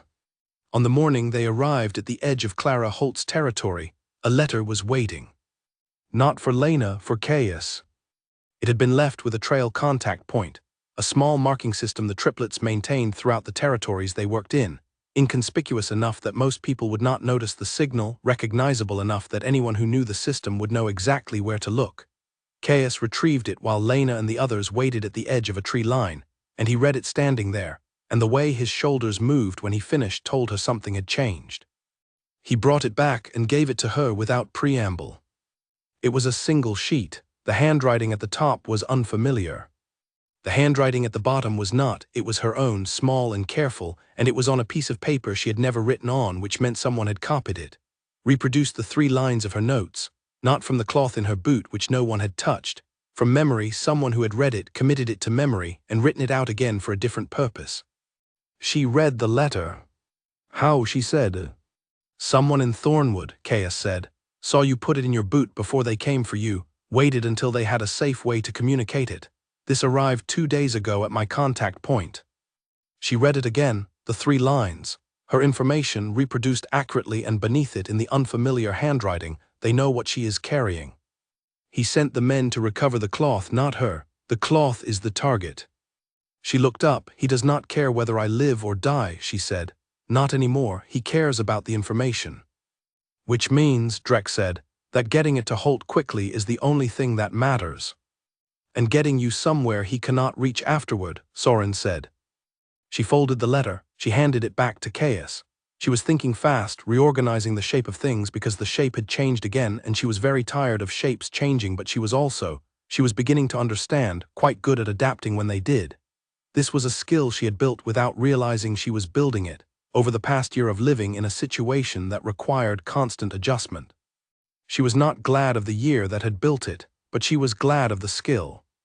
He knows I am heading south, she said, but he does not know specifically to Holt. If he had known specifically, he would not have sent people to the neutral territory ridge. He would have sent them ahead of me. He knows you are heading toward advocacy contacts, Caius said. He is trying to intercept before you reach one. Then we do not give him time to reposition. She looked at the tree line ahead toward Holt's territory. How far? Half a day, Soren said. Then we walk the half day now, she said. No camp, no stops. Caius looked at her. She looked back at him. She waited for the objection, the knee, the time of day, something practical that would be correct and inconvenient. He said, lead the way. She turned and walked, and did not look back to see if they were following, because she already knew they were, the same way she had known on that first night, from the moment Caius turned back across the cursed lands toward her. She had known before she could explain it. She had known from inside the ash, in the moment before she lost consciousness, from the feeling of hands that held on when they did not have to. They walked through the afternoon and into the long shadows of early evening, and the land changed again as they entered the southern territory, the outcroppings giving way to planted fields and managed woodland, and the particular feeling of land that had people caring for it. There were signs of habitation, small structures in the distance, smoke from cookfires in the low light. And then, around a bend in the track, a house. Stone-built, not large, with a light in the window that was gold and warm and pointed very specifically toward the path, like someone had put the lamp there to be seen by people coming in on foot. Lena stopped. She had not seen Clara Holt in 4 years. She had been 17 the last time, and Clara had been one of her mother's oldest friends, a small, precise woman with gray-streaked hair and eyes the color of pine bark, who had looked at 17-year-old Lena across a table and said very simply that she reminded her of her mother in all the ways that mattered and not in any of the ways that did not. It had been one of the most important things anyone had said to her. She walked to the door and knocked. It opened almost immediately, as though the person inside had been waiting and had not felt the need to pretend otherwise. Clara Holt was older. Of course she was older, but her eyes were the same pine bark color, and her expression when she saw Lena was the same expression her mother's oldest friends always had when they saw Lena, a combination of recognition and something more complicated, a reckoning with time and loss and continuation. Clara looked past her at the 3 men. Then she looked back at Lena. I have been waiting for you to come, she said. Lena blinked. You knew. Your mother told me years ago that you would need me eventually. She did not know for what, she just knew. Clara stepped back from the door. Come in, all of you. There is food and a fire, and we have a great deal to talk about. Lena stood in the doorway for a moment. Her mother had known. She had said it to Clara 4 years ago, before everything, before Fletcher Vane and Ironwood and the Cursed Lands, in a time when Lena was still 17 and unknowing and untested. Her mother, who had been gone for 2 years, who had left a daughter who was careful and obedient and trying hard to be what people needed her to be. She had known. Lena walked through the door. The fire inside was warm and real and steady, and the room smelled like wood smoke and something cooking, and Clara closed the door behind all 4 of them, and outside the southern territory was quiet and still, and Fletcher Vane was somewhere to the northeast rearranging his plan, and the cloth was still in Lena's boot. Not for much longer. She sat down and put her hands flat on the table and began to talk. She talked for a long time. When she finished, Clara Holt looked at the notes she had made during the telling, and then she looked at Lena, and she said, in a voice that was quiet and entirely certain, "This is enough. This is more than enough." Lena let out a breath that she had been holding, she realized, for weeks, maybe longer. Maybe since before the cursed lands, since before she understood the shape of what was happening, since some moment in those 9 days when she had understood what she was looking at and had known, without yet knowing what she was going to do about it, that it could not be allowed to continue. "Good," she said. She unfolded the cloth and set it on the table. 3 lines of her handwriting, small and careful, written in the first window of time she had had before everything fell apart. Clara Holt picked it up and looked at it and set it down and covered it with her hand. And in that gesture Lena felt the particular weight of something being received after a long journey, the satisfaction of a thing passed from one pair of hands to another pair of hands that would know what to do with it. Behind her, Caius put a cup of something warm on the table beside her without comment. She picked it up, she drank. The fire was warm. She had not lost the information, not in the cursed lands, not on the trail, not in the confrontation, not in any of it. She had carried it the whole way, and she had not lost it, and she had gotten it here. Whatever came next, she had done this. She had not been finished. She had said so in the ash, with the warm ground under her palms and the gray sky above her. She had not been finished, and she had not been wrong. She left before dawn. She had not told them. She had made a decision in the quiet of the night, lying in the real bed in Clara Holt's guest room for the first time in weeks, a bed with actual blankets and a pillow that was not a rolled-up jacket, listening to the sounds of the house settling around her. She had made the decision slowly and then completely, the way she made most important decisions, not by reaching a point of certainty, but by reaching a point where uncertainty was no longer a reason to wait. She wrote a note, 4 sentences. She left it on the kitchen table under the cup she had washed and placed upside down as she had been taught to do as a child when leaving a borrowed space clean.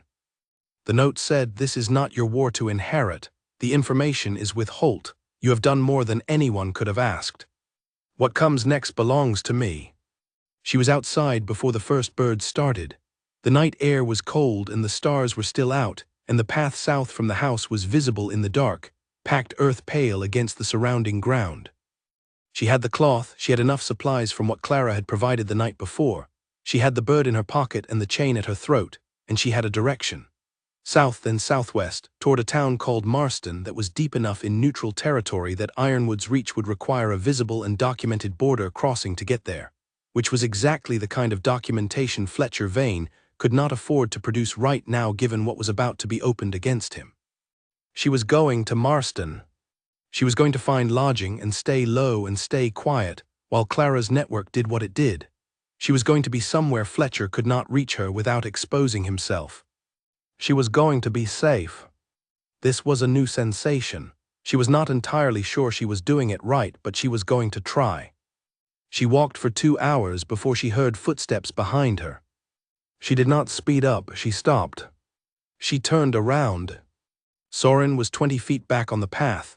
He had not tried to be quiet, which was why she had heard him, because when Soren wanted to be quiet, he was quieter than anything she had encountered in the woods. He had let her hear him. He had not come at her silently, which would have felt like pursuit. He had come at the volume of someone who wants to be known, who does not want to arrive as a surprise. She looked at him. He held up the note, folded, held between 2 fingers, offered back to her. She had not expected this. She did not know what she had expected. She had expected them to be angry perhaps, or hurt, or to say she was making a mistake. She had not expected him to show up on the path behind her and hold out the note in the gray pre-dawn light without a word on his face, but something in his eyes that she could not look at directly without difficulty. "I know why you left," he said. She held his gaze. "Then you know I was right to." "I know you believe you were right to," he said. "That is different from knowing you were right to." She looked at the path ahead and then back at him. "Soren, you are not protecting us," he said. "You think you are not. We were already in this." He folded his arms. "The Ironwood boundary breach was already ours. The information you carried confirmed it. There is nothing for you to protect us from that we are not already facing. That is not, she stopped. It is, he said. That is exactly what the note says, not your war to inherit. You are trying to carry this alone, so we are not in danger because of you, but we are already in danger, Lena. It is just that before tonight it was danger with no face, and now it has one. She looked at the note in his hand. She was standing on the path between here and Marston in the dark before dawn, and he was 20 feet away with his arms crossed, and his eyes on her with that particular quality of attention that she had stopped being able to ignore weeks ago, that had gotten past every guard she had put up without seeming to try. The note was honest, she said. I know, he said. The note was also written by someone who does not fully believe she is allowed to be. He stopped. He looked for the word. Stayed for, he said. Someone who is still operating on the assumption that if she needs something, the cost of needing it is too high. The path was very quiet. The stars were beginning to lose their sharpness at the eastern edge as the first hint of light started somewhere below the horizon. She had nothing to say to this, which was itself an answer. Come back, he said, or I will walk with you to Marston, and we will have this conversation the whole way there, and then you will be in Marston with a very tired version of this argument still unresolved. She looked at the path to Marston. She looked at Soren. She had been running back to the place she almost died. She had been running since the cursed lands, and she was so tired of running. She was tired of making herself small enough to not take up the space she was standing in. She was tired of the version of herself that left notes under cups instead of saying things out loud. She was not going to keep being that version. She turned around. She walked back toward him, and when she was level with him, he fell in beside her without comment, and they walked back toward the house together in the dark, and neither of them spoke, and the quiet between them was full of something she was not ready to name but that she was no longer trying to avoid. They came through the door of the house to find the kitchen lit and Caius standing at the small stove and Drek sitting at the table reading the note, and both of them looked up when she came through the door, and neither of them said anything, which was precisely correct. She sat down at the table. She put the cloth in the center of the table. She looked at Clara Holt, who had come through from the next room, and who was standing in the doorway with the expression of someone who was not surprised. What do we do next? Lena said.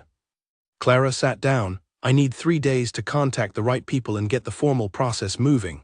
During those 3 days you need to stay inside this territory. She looked at the cloth.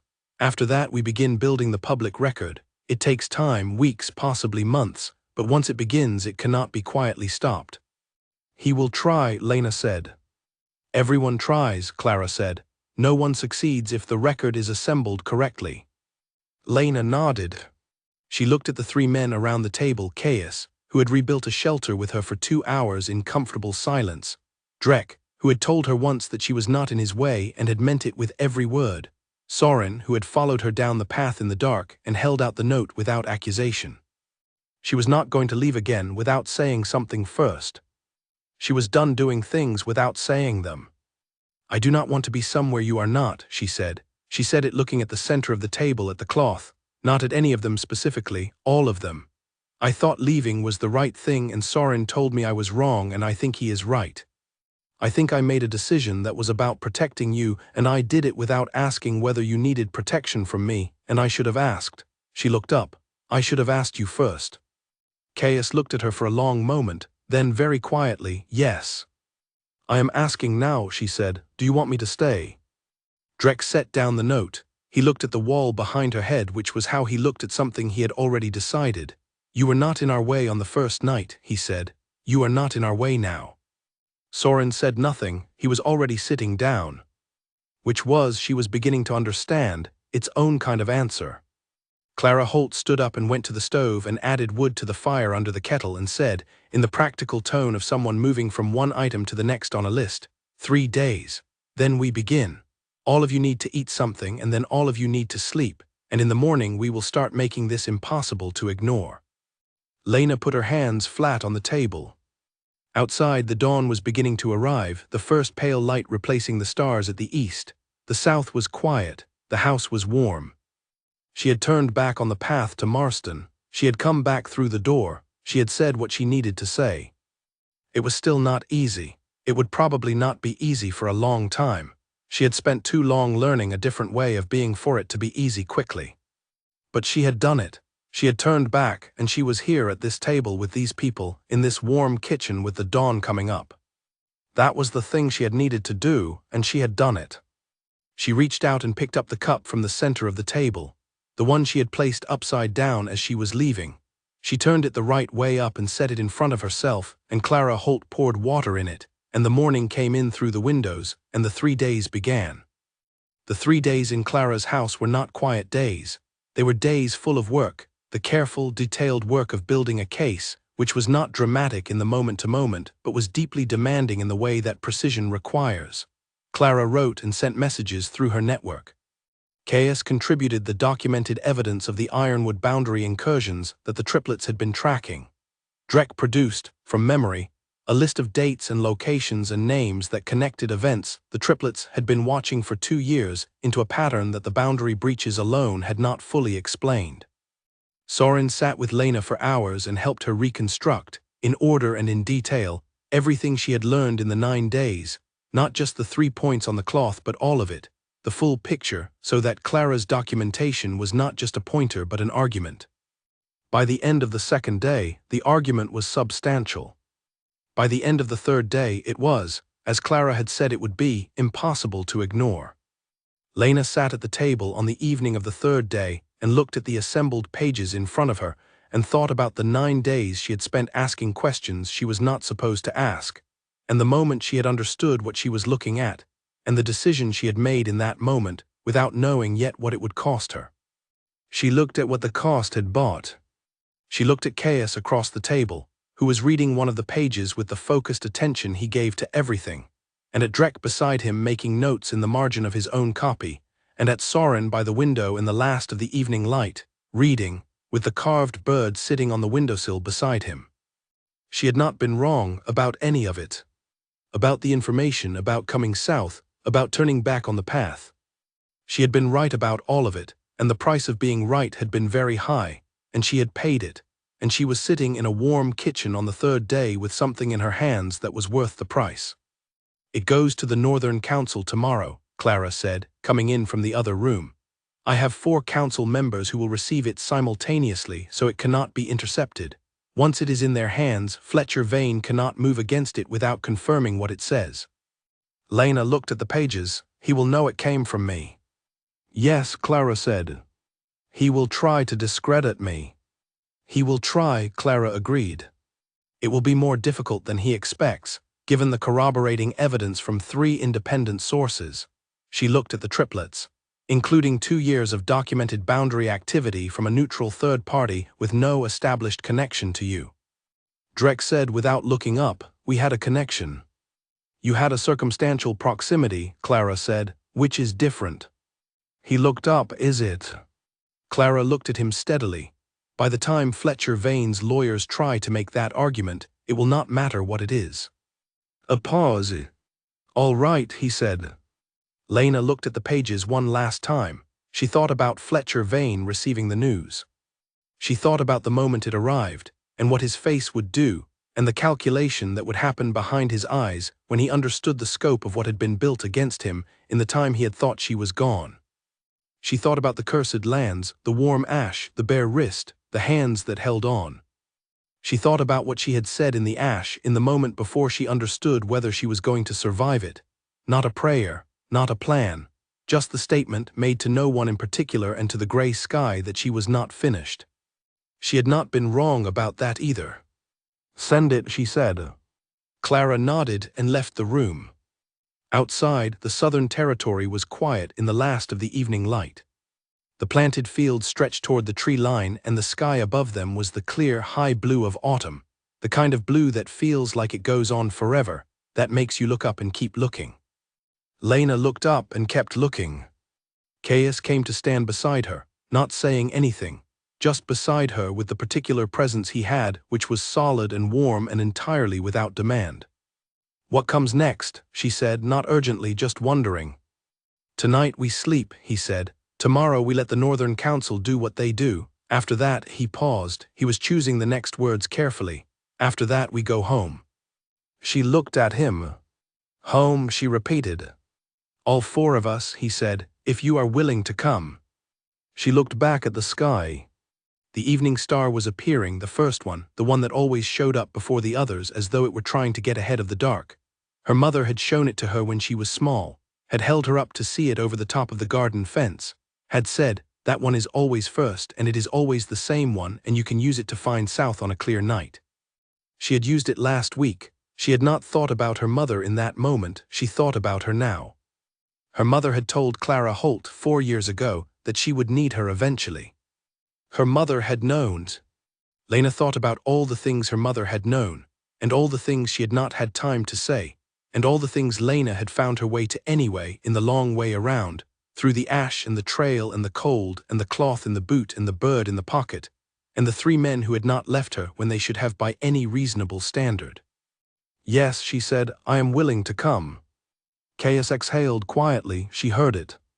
She looked at the evening star and did not look away until more had joined it, until the sky above the southern fields was full of them, until the warm light in the house behind her was the brightest thing in the immediate landscape, and she was standing in the center of that warmth rather than the edge of it.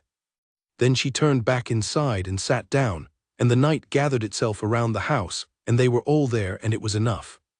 More than enough. It was, she thought, exactly what enough was supposed to feel like, when you finally stopped settling for less. The council met in 11 days. Clara Holt received word on a Tuesday afternoon, and she came to the room where Lena and the triplets had been working and set the message on the table and folded her hands over it and said, in the voice of someone delivering news that is significant enough to require its own moment before anything else happens, there is an elder who wants to speak with you. She knew your mother. Lena looked up. Which elder? Her name is Vera Weston, Clara said. She is 81 years old, and she has been involved in pack governance for 53 of those years, and she sent this message 3 days ago through a route that suggests she is not operating through official channels. Clara slid the message across the table. She is asking to see you before the council meeting. Lena read the message. It was short. It said, I knew your mother's mother and then your mother, and I know certain things about your bloodline that are relevant to what you carry. Come to me before the council. What I tell you will change how this is handled. Do not come through the gate. Come through the eastern wood. I will have someone waiting. Lena read it twice. She set it down. She looked at Clara. She is asking you to come quietly, Caius said. He had read it over her shoulder. His voice was entirely neutral, which meant he was applying professional caution to something personal. That is either because she is genuinely trying to protect you or because someone has gotten to her. She sent it 3 days ago, Drek said, before the council received the case files. If someone had gotten to her for the purpose of intercepting you, they would have waited until after the files arrived so they could be sure you were coming. Unless they knew we were sending the files, Soren said. Nobody said anything for a moment. Clara said, I have known Vera Weston for 12 years. She was instrumental in 2 of the cases I worked on. If she is asking Lena to come quietly, she has a reason, and the reason will be genuine. She paused. That is my assessment. The decision is Lena's. Lena looked at the message, at the words, certain things about your bloodline that are relevant to what you carry. She thought about the mark on her shoulder blade, the punishment mark, not the banishment mark, the specific choice of what had been done to her. She had thought about this in the weeks since Drek had found it, had turned it over and over, trying to understand the precise reasoning behind it. A banishment mark said, you are removed. A punishment mark said, you are still connected to us and we have the power to hurt you. You did not put a punishment mark on someone you considered powerless. You put it on someone whose continued existence was a concern. She had assumed this was about what she knew. Maybe it was about what she was. I will go, she said. We will go, Caius said. She looked at him. All of us, Drek confirmed, in the tone that meant this was not being offered as an opinion. She thought about arguing. She looked at the 3 of them and saw the particular quality of decision that was in their faces, and decided that this was a battle she was going to concede, not because she was capitulating, but because she genuinely wanted them there, and she had decided to stop constructing reasons not to want what she actually wanted. All right, she said. All of us. They went east through the wood at first light, following the marker that Clara's contact had described in a second message sent that evening, and the wood was old growth, the kind of old that does not hurry and does not quiet down for anything passing through it. There were sounds in the canopy, birds, the movement of branches, the settling of something large far above them that was not interested in them. The light came through in columns that shifted as the canopy moved. The guide was a boy, maybe 14, who appeared from behind a tree without announcement and looked at them all with the frank assessment of a child who has been taught to measure people quickly. He looked at Lena the longest, then he turned and walked and they followed. Vera Weston's house was old. Not in the way of neglect, in the way of something that has been tended for so long that the tending has become part of the structure. The garden around it had the particular organized wildness of decades of knowing exactly what belongs where. The door was open. She was inside, sitting at a table, and she was smaller than Lena had expected for someone whose name carried so much weight. Small and still and with eyes that were, Lena thought, the sharpest she had ever seen in an 81-year-old face. Eyes that had seen enough things that they no longer needed to move fast to take in what was there. "You look exactly like her," Vera said. "When she was your age, it is quite remarkable." Lena sat down. "You knew her well." "I knew her better than she knew I knew her," Vera said. "She was a private woman, your grandmother more so." She folded her hands on the table. "I will tell you what I need to tell you, and I ask you to listen without interrupting, and then you can ask what you need to ask." Lena nodded. Vera spoke for 20 minutes. She spoke about bloodlines and old records and things that had been documented, and then deliberately removed from public documentation, and then preserved in private documentation by people who had understood why the removal had been made. She spoke about Lena's grandmother, and what her grandmother had been, and what her mother had inherited, and what Lena had inherited from both of them. She spoke about the specific nature of Fletcher Vane's fear, not what Lena knew, but what she was, and why the combination of the two had made her intolerable to him. When she was finished, the room was very quiet. Lena sat with what she had been told. She sat with it the way you sit with something that has significant weight, carefully, making sure you have your balance before you try to lift it. "He did not just want me gone," she said. "No," Vera said. "He wanted the line ended.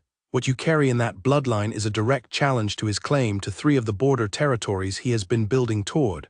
If the bloodline documentation is presented to the council alongside your case files," she paused, "he does not just face investigation. He faces the return of territory his entire plan depends on." Lena looked at the table. She thought about the 9 days. She thought about the questions she had asked and why she had felt so certain the answers were important. She had thought it was instinct. She had thought it was simply that she was good at pattern recognition, which she was, but she had thought that was the whole story. It was not the whole story. "My mother knew," she said. "She suspected," Vera said. "She did not have the documentation. I have it. I have been keeping it for 22 years, waiting for the right moment, which turned out to be the moment you walked through the eastern wood." Behind her she could feel the 3 men processing this. None of them spoke. Caius because he was thinking. Drek because he was calculating. Soren because he had a sense of when silence was the correct thing to offer. Lena looked at Vera Weston. "Why did you wait?" she said, not accusingly. She genuinely wanted to know. "Because the right person to present it was always going to be from that line," Vera said. "An outside party presenting bloodline documentation looks like politics. The line presenting it looks like justice. You presenting it after what he did, after what you survived," she held Lena's gaze. "That is not something a council can look away from." Lena thought about the cursed lands, the warm ash, the gray sky, the decision made with no witnesses that she was not finished. She had not known in that moment what not finished meant. She had not known the scope of it.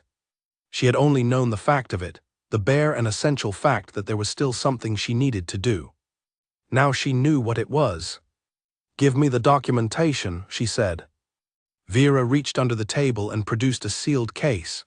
Old leather, worn at the corners, with the kind of careful repair work at the seams that meant someone had been maintaining it for decades. She set it on the table and pushed it toward Lena. Lena put her hand on it. It was lighter than she expected. The things that change everything usually are. You pick them up and they weigh less than the anticipation of them, and the discrepancy between the expected weight and the actual weight is its own kind of shock. She picked it up, she stood up, she looked at Vera Weston. "Thank you," she said. Vera waved a hand, not dismissively, in the way of someone who has been waiting a long time for a task to be completed and is experiencing the relief of completion. "Go," she said. You have work to do." They left the way they had come, back through the eastern wood in the morning light. Lena carried the case. She carried it the way she had carried the cloth in her boot, not as a burden but as a direction, as a thing she was moving toward. The old-growth trees were very tall above them, and the light came down through them in the particular way it does in the morning, angled and golden and full of dust that moved slowly in the air, and she walked through it with the case in her hands and the bird in her pocket and the chain at her throat, and she was thinking about a council meeting that was in 11 days, and she was thinking about what the bloodline documentation meant alongside the case files, and she was thinking about Fletcher Vane reading a summons. She was thinking about what she was going to say when she got there. She had been preparing her whole life to say it. She understood now. All of it, the obedience, the careful listening, the questions she was not supposed to ask, the history she had wanted to teach to young children, the 9 days, the cursed lands, the trail, the cloth, the bird, all of it had been preparation. All of it had been pointing here. She stepped out of the wood and into the open field, and the morning was cold and clear and full of light. 11 days. She was ready. She spent those 11 days reading. The documentation in the leather case was extensive. Vera had not understated the quality of what she had been keeping. It was thorough, careful, cross-referenced, and completely verifiable against public records for anyone who knew where to look. Lena went through every page. She made notes. She asked Caius to review the sections that concerned the territory claims because he knew that area better than she did. And she asked Drek to look at the documented timeline because he had a talent for finding where sequences were weak or where alternative interpretations could be proposed. And she asked Soren to sit with her while she read the sections about her mother, not for any analytical reason, but because she wanted someone there when she read those parts, and he was the right person to ask. He sat with her without reading it himself. He looked at the window. She read. When she reached the part about her mother's last year, what she had known, what she had done with what she knew, the quiet way she had prepared for a future she had known her daughter would have to navigate without her, Lena stopped. She was very still for a moment. Then she put her hand flat on the page and held it there. Soren said nothing. He did not move toward her. He did not away from her. He was simply present, which was the right thing to be, and he knew it was the right thing to be, and that knowledge was its own kind of gift. She picked up the page and continued reading. She read all of it. In 3 days she had read all of it, every page, and by the end of the 3rd day she had built a comprehensive picture of what the documentation meant alongside what she had gathered herself. The two pieces, what she knew and what she was, were not separate arguments. They were one argument. They were the same argument from 2 different angles, and together they were not just enough. They were definitive. Clara looked at the final assembled case and said quietly, "He will not survive this. Not physically, legally, politically. Everything he had built, the alliances and the territories and the carefully constructed respectability that had let him operate the way he had operated for 3 years, the entire structure of his authority, it was going to come apart. Piece by piece, thoroughly, and in public, which was the only way to do it in a way that prevented him from rebuilding from a different angle. Lena sat with this. She had wanted this. She had been working toward this since the moment she understood what she had found. She had not flinched from wanting it. She also knew that what she felt was not triumph. It was something quieter, something more like completion, like the closing of a circle, like the moment when you understand that the thing you have been moving toward is not a destination, but a return to somewhere you belonged before something took you away from it. She was not going to be glad about what had been done to her. She was not going to look back at the past year and find gratitude in the damage. The damage was real and it was hers, and she was going to carry it for a long time. But she was going to carry it forward, which was different from carrying it in place, and she was going to carry it alongside people who did not require her to make it invisible, and that made the weight of it something she could bear. On the 4th day she walked in the garden. It was late in the season, the plants cut back for winter, the beds covered with straw mulch. She walked along the low paths between the beds and thought about the classroom she had wanted to run, the history lessons she had wanted to give, the real stories about hard choices and their consequences.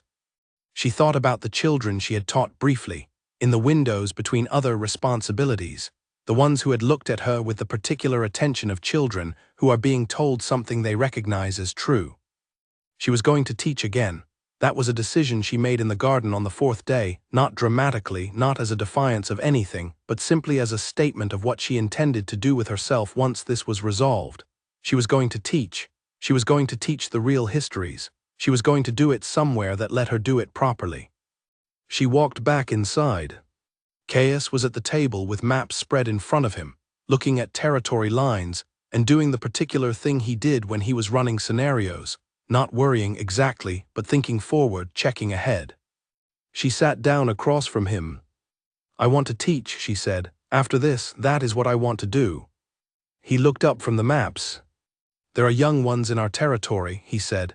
"In the communities we are responsible for. The education program is," he stopped, "not what it should be." She held his gaze. "I am not asking for something in return," he said. "I am saying it because you said what you wanted, and I have something that is relevant to what you want, and it seemed important to say." "I know," she said. "I know you are not asking for something in return." He looked at her for a moment. The maps were between them, the lines of territories and the symbols of borders and the small notations of communities and supply routes. The world laid flat and legible and smaller than it was in reality. "We should talk," he said, "about afterward what it looks like where people are." "Yes," she said, "we should." "Not now," he said, "after the council." "After the council," she agreed. He looked back at the maps. She looked at them too. She found on the southeastern edge the territory that was theirs, the Triplets territory, the communities they were responsible for. She had not seen it before. She looked at it now. The boundaries, the scale of it, the position of the main settlement relative to the borders. She looked at it for a long time. Then she looked away, because some things are better not stared at for too long before you are ready for them. And she was not quite ready, and she knew herself well enough to know when to look away and when to look directly, and this was a looking away moment, and she honored it. 7 days. She went back to the case files and kept working. The council chamber had 14 seats, and all of them were full. Lena had expected a formal meeting. What she had not expected was the quality of attention in the room when she walked through the doors, the particular silence that settles when people have been given enough information in advance to understand that what is about to happen matters, the kind of silence that is not empty but full of everything that has already been considered before the meeting began. Fletcher Vane was not in the room. She had known he would not be. He had been sent a formal summons, not a request, and the summons had arrived the previous day, which gave him enough time to understand what was happening but not enough time to do anything about it cleanly. He had, according to Clara's sources, sent a representative. The representative was a man named Owen Cole, thin and composed, who sat at one end of the long table and looked at the door when Lena came through it with an expression of professional control layered over something that was almost imperceptibly not quite confident. She looked at him once and then looked at the council. She knew 3 of the 14 by name, the others she knew by reputation. Vera Weston was not seated at the table. She was too old, she had said, for the ceremony of it, and she was seated against the wall to the left, upright and alert, in a chair that had been placed there specifically for her. When Lena walked in, Vera's eyes found her immediately, and what moved through them was something Lena did not expect. Not just the acknowledgement of an old woman who had waited 22 years for this moment. Something warmer, something that knew her, not as a case or a cause, but as a person with a mother who had been loved. Lena sat down. Caius, Drek, and Soren were seated along the wall behind her.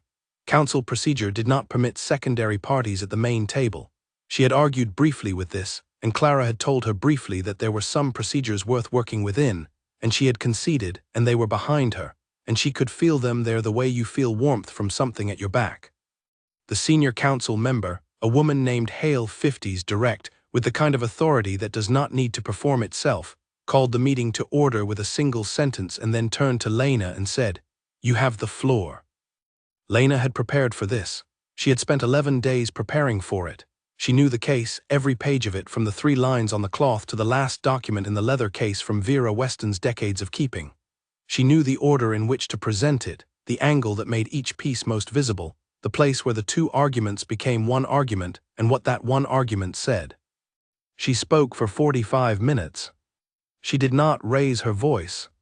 She did not become emotional, or rather she let herself feel what she felt but did not let it shape the delivery, because the delivery needed to be clear, and the clarity was more important right now than the feeling. She had been taught this years ago in the context of very different lessons by people who had not intended to teach her how to do exactly this. She had learned it anyway because she learned everything that was worth learning regardless of the intentions of the person offering it. She spoke, she laid it out.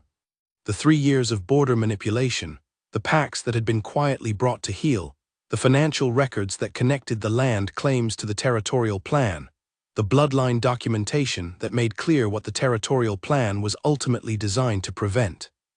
She spoke about what had been done to her, not as a victim's account but as a fact in the case, the specific legal problem of performing a punishment mark on someone in the context of an illegal expulsion, which was a violation of 3 separate protocols, which meant that every authority Vane claimed to have used against her was itself illegitimate, which meant everything he had done in the context of managing her removal was done without legal standing. She finished, the room was very quiet. Owen Cole said, "The council will surely want to hear from." "The council," Hale said, "has heard what it needs to hear." She looked around the table. "Does anyone have a procedural question?" Nobody had a procedural question. "Then we will convene in 1 hour to discuss the response," Hale said. "All secondary parties are requested to wait outside." Lena stood up. She gathered the case files and the documentation and the final summary that Clara had prepared, and she walked out of the chamber with the 3 men behind her, and when the door closed behind them she stood in the hallway and let out a very long breath. Caius came to stand beside her. "You were extraordinary in there," he said. She looked at the hallway wall. It was old stone, the kind that had absorbed a great deal of people being in a great deal of different conditions in front of it. She thought about all the people who had stood in this hallway waiting for a council to deliberate. She thought about what they had been carrying. "I have been preparing for that conversation for a year," she said. "Longer, probably, without knowing I was." "I know," he said. She looked at him, she said, "The council is going to find in my favor." "Yes," he said. "And then there is going to be a process, an investigation. It is going to be public and it is going to be slow and there are going to be people who try to complicate it." "Yes," he said. "And I am going to need to be involved in parts of it, available, present." "Yes," he said. "Which means," as she stopped, she looked at the wall. "Which means you need somewhere to be while all of that happens," he said. "Somewhere stable, somewhere that is not a camp or a borrowed room." "Yes," she said. "I already told you," he said quietly, "that there is somewhere." She looked at him.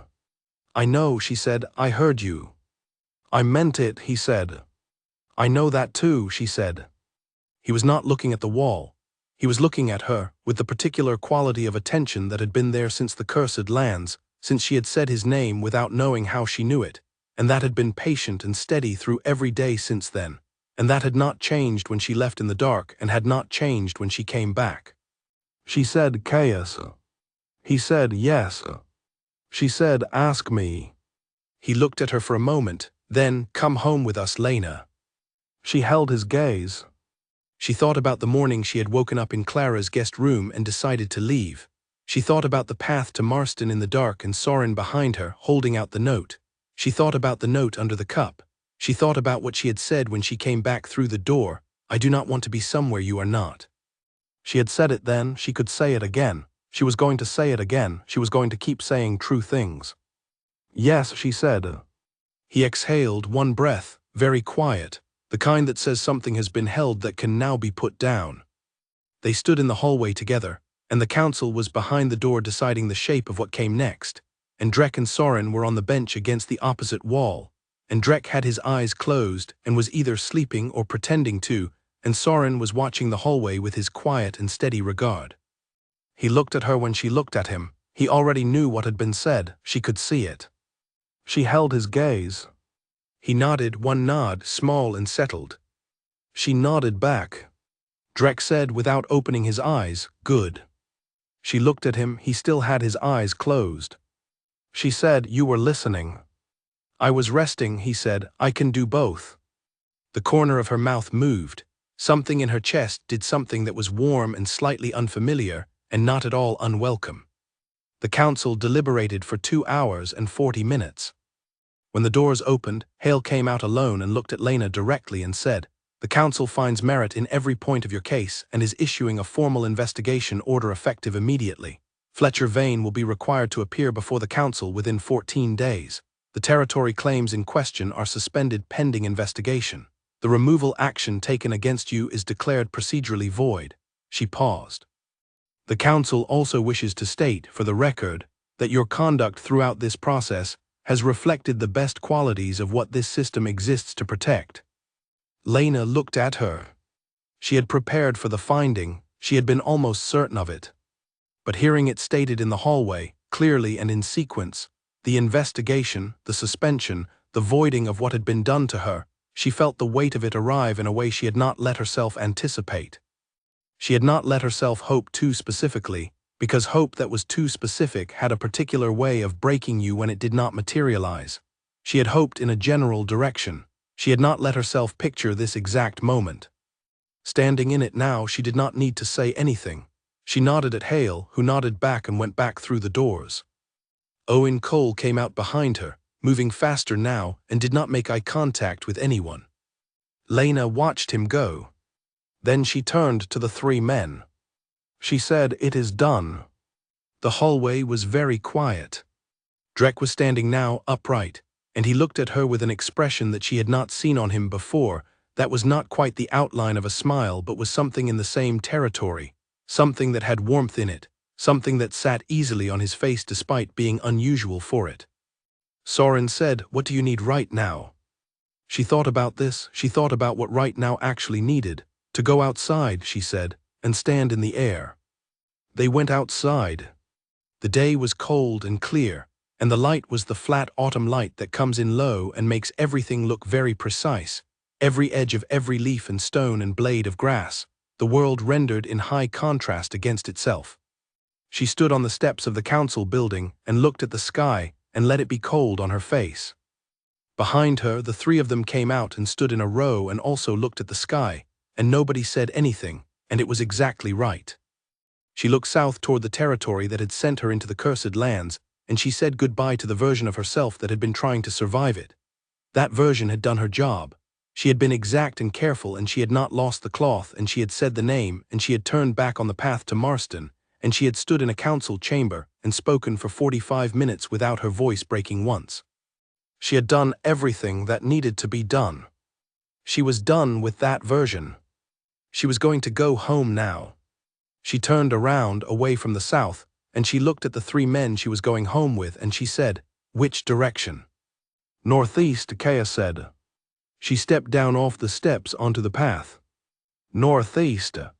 She walked and they walked, and the flat autumn light came in low from the side and made everything very clear, and she was not looking backward anymore, not at the south, not at the cursed lands, not at the warm ash or the gray sky or any of it. She was looking ahead at the road that went northeast, at the path she was on, at what was in front of her. It was enough to look at. It was more than enough. She walked forward into it and did not look back. They walked northeast for 3 days. The landscape changed as they moved away from the southern territory, the flat grassland giving way to low hills, the hills giving way to forest again, but a different forest from the northern pine country. Older, more mixed, with oaks and beeches alongside the evergreens, and the light through them softer and more diffused, and the sounds different, birds she did not know the names of calling in patterns she could not predict. She paid attention to all of it. She had been in motion for so long, moving through landscapes as terrain to be navigated, that she had stopped registering them as things in themselves. Now, with the case filed and the council's finding in effect and the direction settled, she found that she was paying attention in a different way. The way you pay attention when you are not passing through something but arriving in it. On the first evening, she told them about her mother.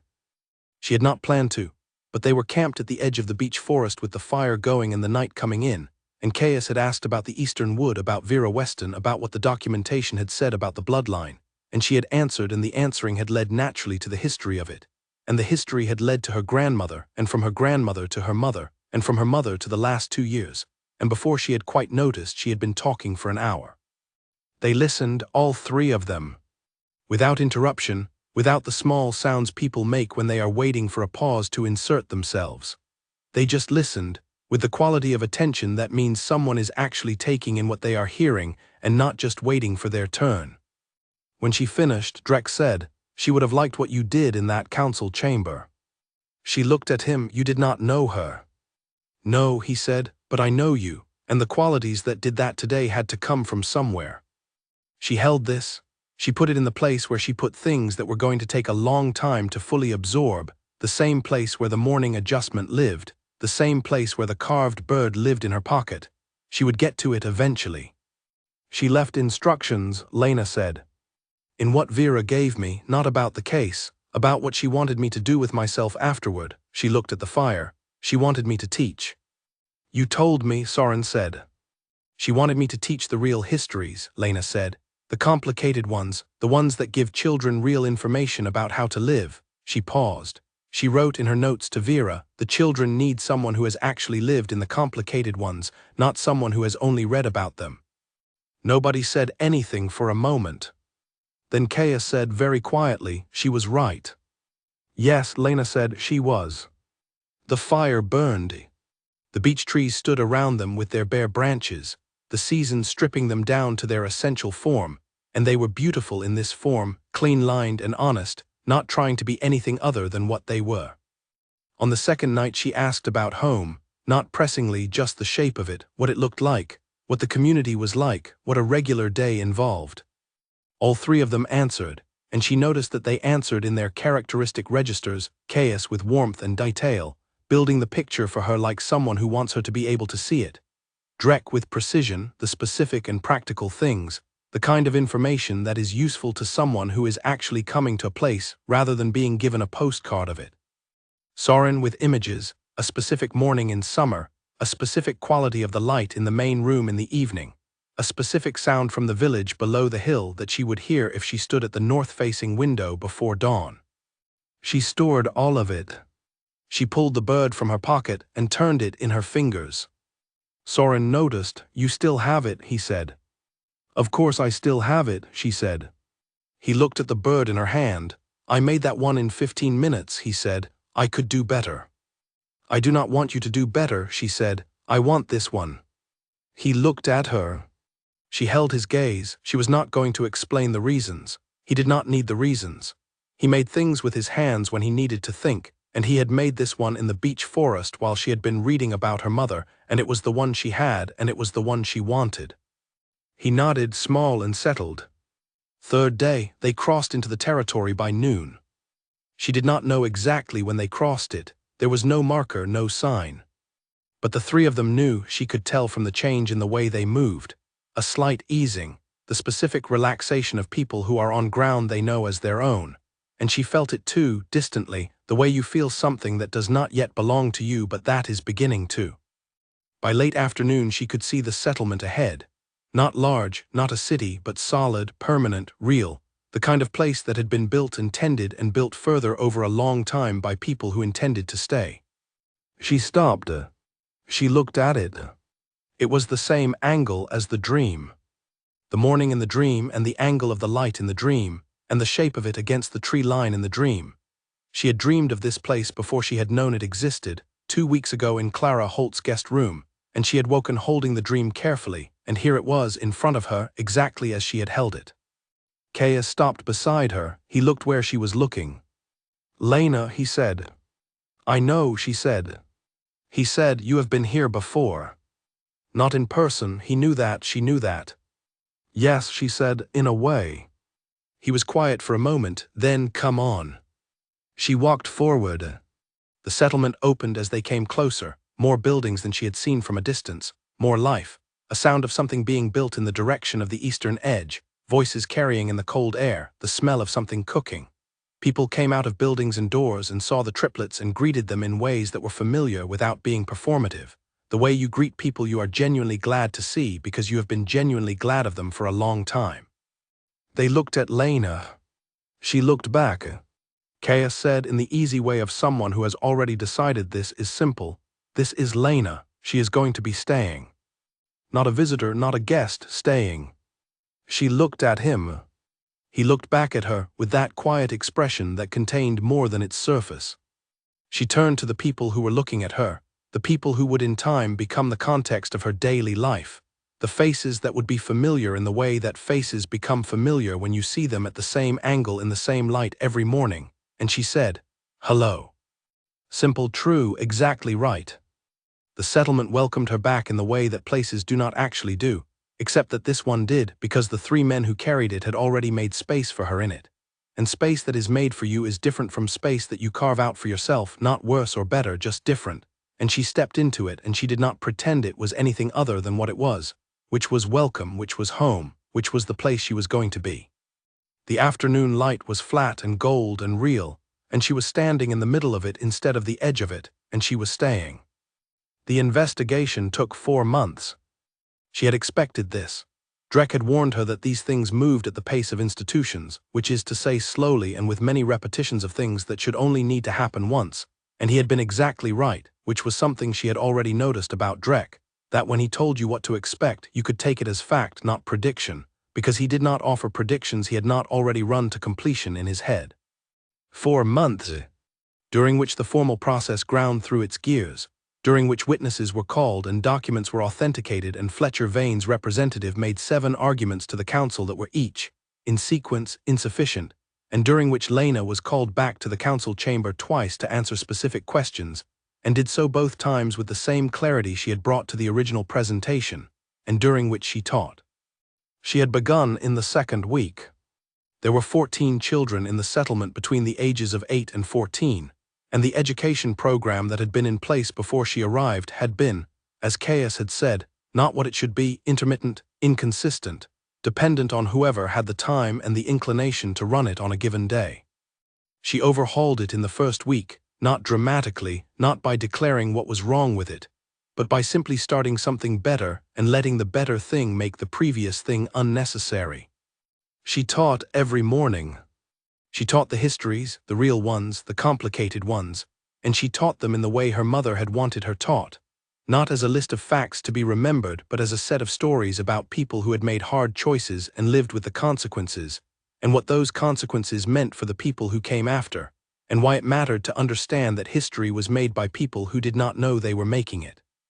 The children paid attention in the way children pay attention to things that are true, not always quietly, not always without digression, but with real engagement, the kind that shows up in the specific questions they ask, in the arguments they have with each other about what the people in the stories should have done differently, in the way they came back the next morning having thought about the previous lesson overnight. She had been right, she was good at this. She had always been good at it, and she had been told it was not the right use of her time, and that person had been wrong, and she was going to be good at it for a very long time. 3 of the children had lost a parent to the kind of pack politics she had spent 4 months helping to dismantle. She knew this from what their guardians told her, not from the children themselves, who did not discuss it in class but whose presence in it, whose particular attention to the lessons about hard choices and consequences, she understood in a way she did not have to explain. She understood it because she was the same. She had lost years to someone who had decided that the things she valued were inconvenient. She was now in the business of making sure that what she valued was as large and well-built and verifiable as possible, so that the next person who decided to call it inconvenient would find themselves facing a much more substantial obstacle than they had planned on. The teaching was part of this. So was the continued work with Clara Holt's network, which had expanded in the months since the case filing. So was the documentation she continued to build, not just about Ironwood, but about the broader patterns that the Ironwood investigation had made visible, the ways that power concentrated itself in places where there was no clear accounting mechanism, and what that concentration eventually produced. She was building something, she had not had a word for it when she started, she was developing one. Accountability, not as a concept but as a practice, not as a value held privately but as a structure, built and maintained and open to participation by people who had previously had no way into the systems that affected their lives. She thought about her mother. She thought about what her mother had said to Clara years ago, "She will need you eventually." She thought about what her mother had known about the shape of the life her daughter would live, what she had understood about the particular qualities that Lena had been born with and that she had developed and that she had used in the end for something that mattered.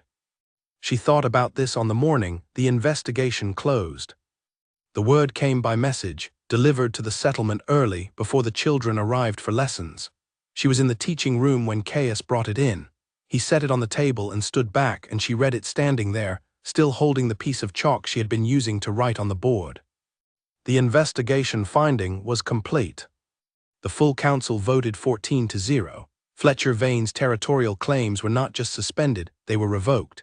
The pacts that had been brought to heel under his expansion were released from the agreements they had signed under duress. The border lands were returned to their original designations. The formal record of what he had done was published in the council documents, which were public, which meant it was not something that could be quietly revised. He had been removed from authority. He would not be returning to it. She read to the end of the message. She set it down. She picked up the chalk, and she finished writing what she had been writing on the board when Caius came in, which was a question she asked the children at the beginning of every week. What is one thing that happened before you were born that is still affecting the way things are today? She added a period at the end. She turned around. Caius was looking at her. She looked at him. She said, "It is done." He said, "Yes." She said, "All of it." He said, "All of it." She set the chalk down on the edge of the board. She put her hands in her jacket pockets. Her right hand found the bird. She had moved it from jacket to jacket for 4 months, the same carved pine shape, the same simple lines, carried without ceremony and without ever having a reason to take it out. She held it in her palm inside the pocket, feeling the weight of it, which was almost nothing, which had stopped surprising her months ago. She said, "I want to go to the cursed lands." Caius did not move. "Now." "Not now," she said, "but I want to go. I want to go back to the place where they found me, and I want to stand there." She paused. "I want to close it." He looked at her for a moment. "When?" "Soon," she said. "This week, when the children have their break days." He nodded. "Then we will go this week." She looked at the question on the board. What is one thing that happened before you were born that is still affecting the way things are today? She had been asking it every Monday for 4 months, and the answers were always different and always the same, which was the point of the question. The children would be arriving in an hour. She had a lesson to finish preparing. She left the message on the table and went back to the board. They went on a Thursday. 5 days after the message arrived, with the break days falling on Wednesday and Thursday, they went northeast toward the border and then across it into the cursed lands, and Lena walked at the front, and the 3 men walked behind her, and the landscape changed as they crossed, the living trees thinning, the ground shifting from packed earth to ash, the air changing its quality, getting that iron and smoke taste that she had once breathed with the particular knowledge that it was probably the last thing she was going to taste. She was not afraid. She had expected to feel something complicated here. Fear, or the old sick feeling that came back sometimes in the night, or the particular weight of a place where something terrible had happened to you. She felt none of these things. She felt the cold and the taste of the air and the soft compression of ash underfoot, and she felt clear, the way you feel in places that are very specific and very real, that do not pretend to be anything other than what they are. The cursed lands were not cruel, they were just the cursed lands. They were the place where she had been brought when someone wanted her gone and they had not kept her, and she had not been wrong about that, and they had given her back, and here she was. She walked to the place where she had fallen. She could not be certain it was the same exact spot, but she knew it was close, because she recognized the shape of the bare trees at the edge of what had been her field of vision when she was face down in the ash, and she recognized the angle of the distant border tree line, and she stood in the place that was close enough to the right place to count. She looked down at the ash. She thought about the hands in the ash, the shape they had left, pressed flat, fingers spread, reaching. She had been reaching for the pendant. She had been reaching for the thing she had dropped. She had not found it then, and she had not gone back for it, and after a while it had stopped being something she thought about consciously, because there were more important things to think about, and the pendant had been beautiful, and it had been given to her by someone who turned out to be a very different person from the one she had thought him, and she had let it go. She was not sad about this. She put her hands in her pockets. She looked at the bare trees and the gray ground and the flat sky above the cursed lands, which was the same flat bone color it had been the first time, and she said nothing, because there was nothing she needed to say. She had already said everything that needed saying, in a council chamber and in a teaching room and on a path in the dark, and at a fire at the edge of this land, and in every small, honest moment of the past 4 months. She had said it all. She turned around. The three men were standing a little way behind her, not close enough to crowd, not far enough to be absent, exactly the distance they always maintained, which was the distance of people who are present without requiring you to perform presence back at them. She looked at them. She looked at Caius, who had turned back across the cursed lands toward her when there was no reason to, who had carried her across the border without it being a decision he could fully explain. She looked at Drek, who had said "You are not in my way" in a voice that meant it, who had dressed a wound with quiet competence and told her a truth she needed to hear and never asked for acknowledgement of any of it. She looked at Soren, who had followed her down the path in the dark and handed her a note and asked her to say something true, and who had made a bird out of pine in 15 minutes and given it to her without ceremony. She looked at all three of them. She said, "Thank you." She had not said it before. She had said other things, "I know," and "all right," and "yes," and "I want to teach," and "I do not want to be somewhere you are not." She had said all the necessary things. But she had not said this one, because this one had felt, for a long time, too large to say in any moment that was not exactly the right one. This was the right one. Caius said, "You already know what we would say." She did know. She knew it the way she had known his name in the ash, without a logical source, from somewhere below the level of processing, from the place where things are simply true before they are proven. She turned back once more toward the place where she had fallen, because some goodbyes require a second look, and she was not too proud to admit it. She looked at the ash and the sparse bare ground and the trees that did not grow right. Then she turned away from it for good. She walked back toward the border, and the three men fell in around her, and the cursed lands were behind her, and the border was ahead, and on the other side of the border were the living trees and the packed earth and the path that led northeast, and at the end of that path was the settlement, and the teaching room, and the children who would arrive on Monday with their answers to the question she had written on the board. She walked forward. The ash moved softly underfoot as she crossed the last distance to the border, still warm, still that inexplicable warmth that made no sense and that she had stopped trying to explain. She crossed the border. The air changed immediately. The iron and smoke taste was gone. The pine smell came in, clean and cold, and the ground changed underfoot, and the trees around her were real trees, with bark and sap and the specific sound of wind in actual leaves. She breathed in. She breathed out. The cursed lands were behind her. They had given her back. She had not forgotten this, and she was not going to forget it. She was going to carry it the way she carried the bird, without ceremony and without needing to take it out and examine it, just carried, present, a fact about the shape of her life. She walked northeast. She had been told by 3 different people in 3 different ways that she was stayed for. She was allowed to be stayed for. She was going to let herself be stayed for, not because she had learned to need it, but because she had learned to receive it, which was different and more difficult and more worth doing. She walked, and the settlement was ahead of her, and the morning was coming up in the direction she was going in the same angle she had dreamed. She had been not finished. She had been right. She was not finished now either. She was, in fact, just beginning. And she walked into it with both hands out of her pockets, the bird loose in her right hand, the chain at her throat, the bare wrist on her left arm that was not a wound anymore but simply a fact of her, and the morning coming up gold and cold and real and entirely hers. The teaching room was ready on Monday. She had cleaned the board on Friday before leaving for the cursed lands and left the question on it over the break days, which she always did, so the children had something to carry into the time away, something to turn over in the back of their minds while they were doing other things. She had learned from months of teaching that the most useful questions were the ones that worked on you without your permission, that you found yourself thinking about while you were washing dishes or walking through the settlement or trying to sleep, the ones that were not dramatic or urgent, but that had a quality of patient insistence that kept bringing you back. What is one thing that happened before you were born that is still affecting the way things are today? She had her own answer to this question. It was a long answer. It had gotten longer over the past 4 months as she had understood more about her bloodline and her mother's knowledge and her grandmother's choices and the long chain of things that had been done and not done and held and passed on that had produced, eventually, this particular morning, this particular woman, standing at this particular board in this particular settlement writing the next question. She wrote, "What does it mean to finish something?" She stood back and looked at it. She thought about herself in the ash, saying she was not finished. She thought about what she had finished since then.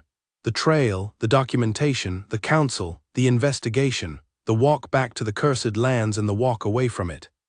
And she thought about what she had not finished, what she was in the middle of, what she was, as she had said, just beginning, the teaching and the network and the life that was being built in this settlement daily, in the ordinary and specific way that good lives are built, which is not through dramatic resolution, but through the accumulation of small real things done with intention. She was not finished. She was still not finished. She was going to be not finished for a long time. This seemed, for the first time in as long as she could remember, exactly right. The children arrived at the usual time, in the usual pattern, the three youngest together, the middle group in a loose knot of conversation, the two oldest hanging back slightly in the way of 12- and 14-year-olds everywhere who want to be there but have not yet fully committed to being seen to want to be there. She knew all of them by name. She knew which ones needed the question stated twice to fully land, and which ones needed to sit with it before they were ready to answer, and which ones would argue passionately for a position they had not entirely thought through and then correct themselves mid-sentence, and which ones listened to others' answers with the focused attention of people who would not speak until they were certain. She had 14 students. She had wanted to teach children. She was teaching children. She had wanted to teach the real histories. She was teaching the real histories. She was also learning from them, in the way that you learn from people who are asking questions without the self-consciousness of adulthood, who say directly what they think the answer is and wait to see what the person in front of them does with it. She had learned things in this room that she had not expected to learn. She was still learning them. She called the room to order and they settled, and she pointed at the board and she said, "Let's begin."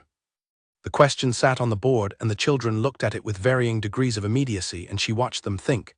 And the morning came in through the windows at the angle she had dreamed, and the settlement was doing its daily work around them, and somewhere in the building Chaos was doing his daily work and Drek was doing his and Soren was in the trees or by the window, or in the room at the end of the hall where he kept the materials he used when his hands needed to be doing something.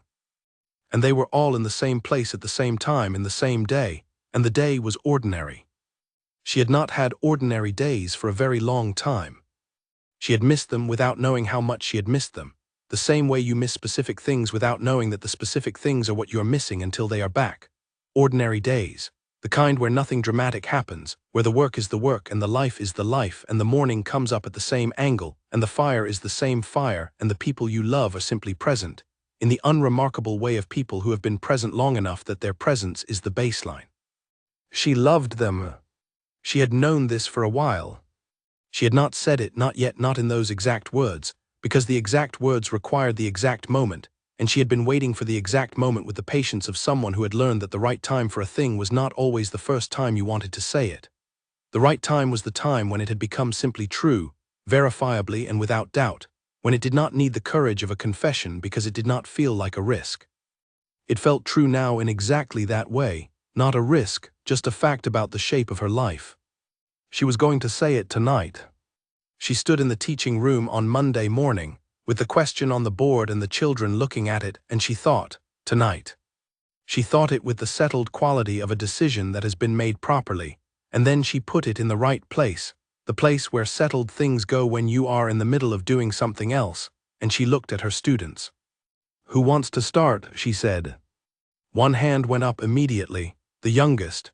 He was 8, gap-toothed with the particular confidence of a child who has not yet learned to second-guess his own instincts, and he said, "What does it mean to finish something?" "That is the question," she said. "What is your answer?"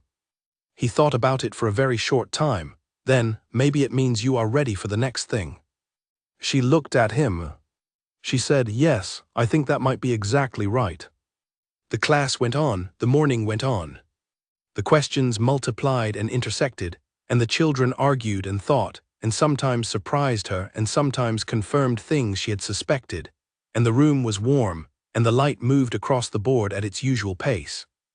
At the end of the lesson, when the children were packing up, the eldest, a 14-year-old girl named Ada who had the oldest eyes Lena had ever seen in a young face, came to the front and looked at the question on the board. "Did you answer it," Ada said, "before you wrote it up there?" Lena looked at the question. What does it mean to finish something? Yes, she said. What was your answer? Lena picked up the cloth she used to clean the board. She held it for a moment without wiping. I think, she said, that finishing something is not the same as it being over. I think you finish something when you have done everything that was yours to do, and then you set it down and you turn to what is next. She paused. The thing does not disappear, it becomes part of what comes after. Ada considered this. She was 14 and she considered things with full seriousness. So it is finished but not gone. Yes, Lena said, exactly that. Ada nodded and left. Lena stood at the front of the empty room. She looked at the question on the board. She looked at the chalk in her hand. Then she set the chalk down without wiping the board, because the question could stay there another day, because it was still working on her, and she suspected it was still working on more than one of the children as well, and questions that were still working on you should be given time. She walked out of the teaching room into the hallway, and then out of the building into the afternoon, and the settlement was bright and cold around her, and the sky above it was the high clear blue of a good autumn day. Soren was at the far end of the main path, coming back from the tree line, and he saw her come out of the building and he stopped, and they looked at each other across the distance, and she thought tonight and she thought the fact about the shape of her life, and she walked toward him. She had been left in the cursed lands to die. She had not died. She had been found and carried out and brought back, and she had carried something important to the people who needed it, and she had stood in a council chamber and said what needed to be said, and she had turned back on the path to Marston, and she had come home. She was teaching the real histories to 14 children who deserved to know them. She was in love with 3 men who had not left her when they could have, and who had never asked her to be smaller than she was. She was not finished.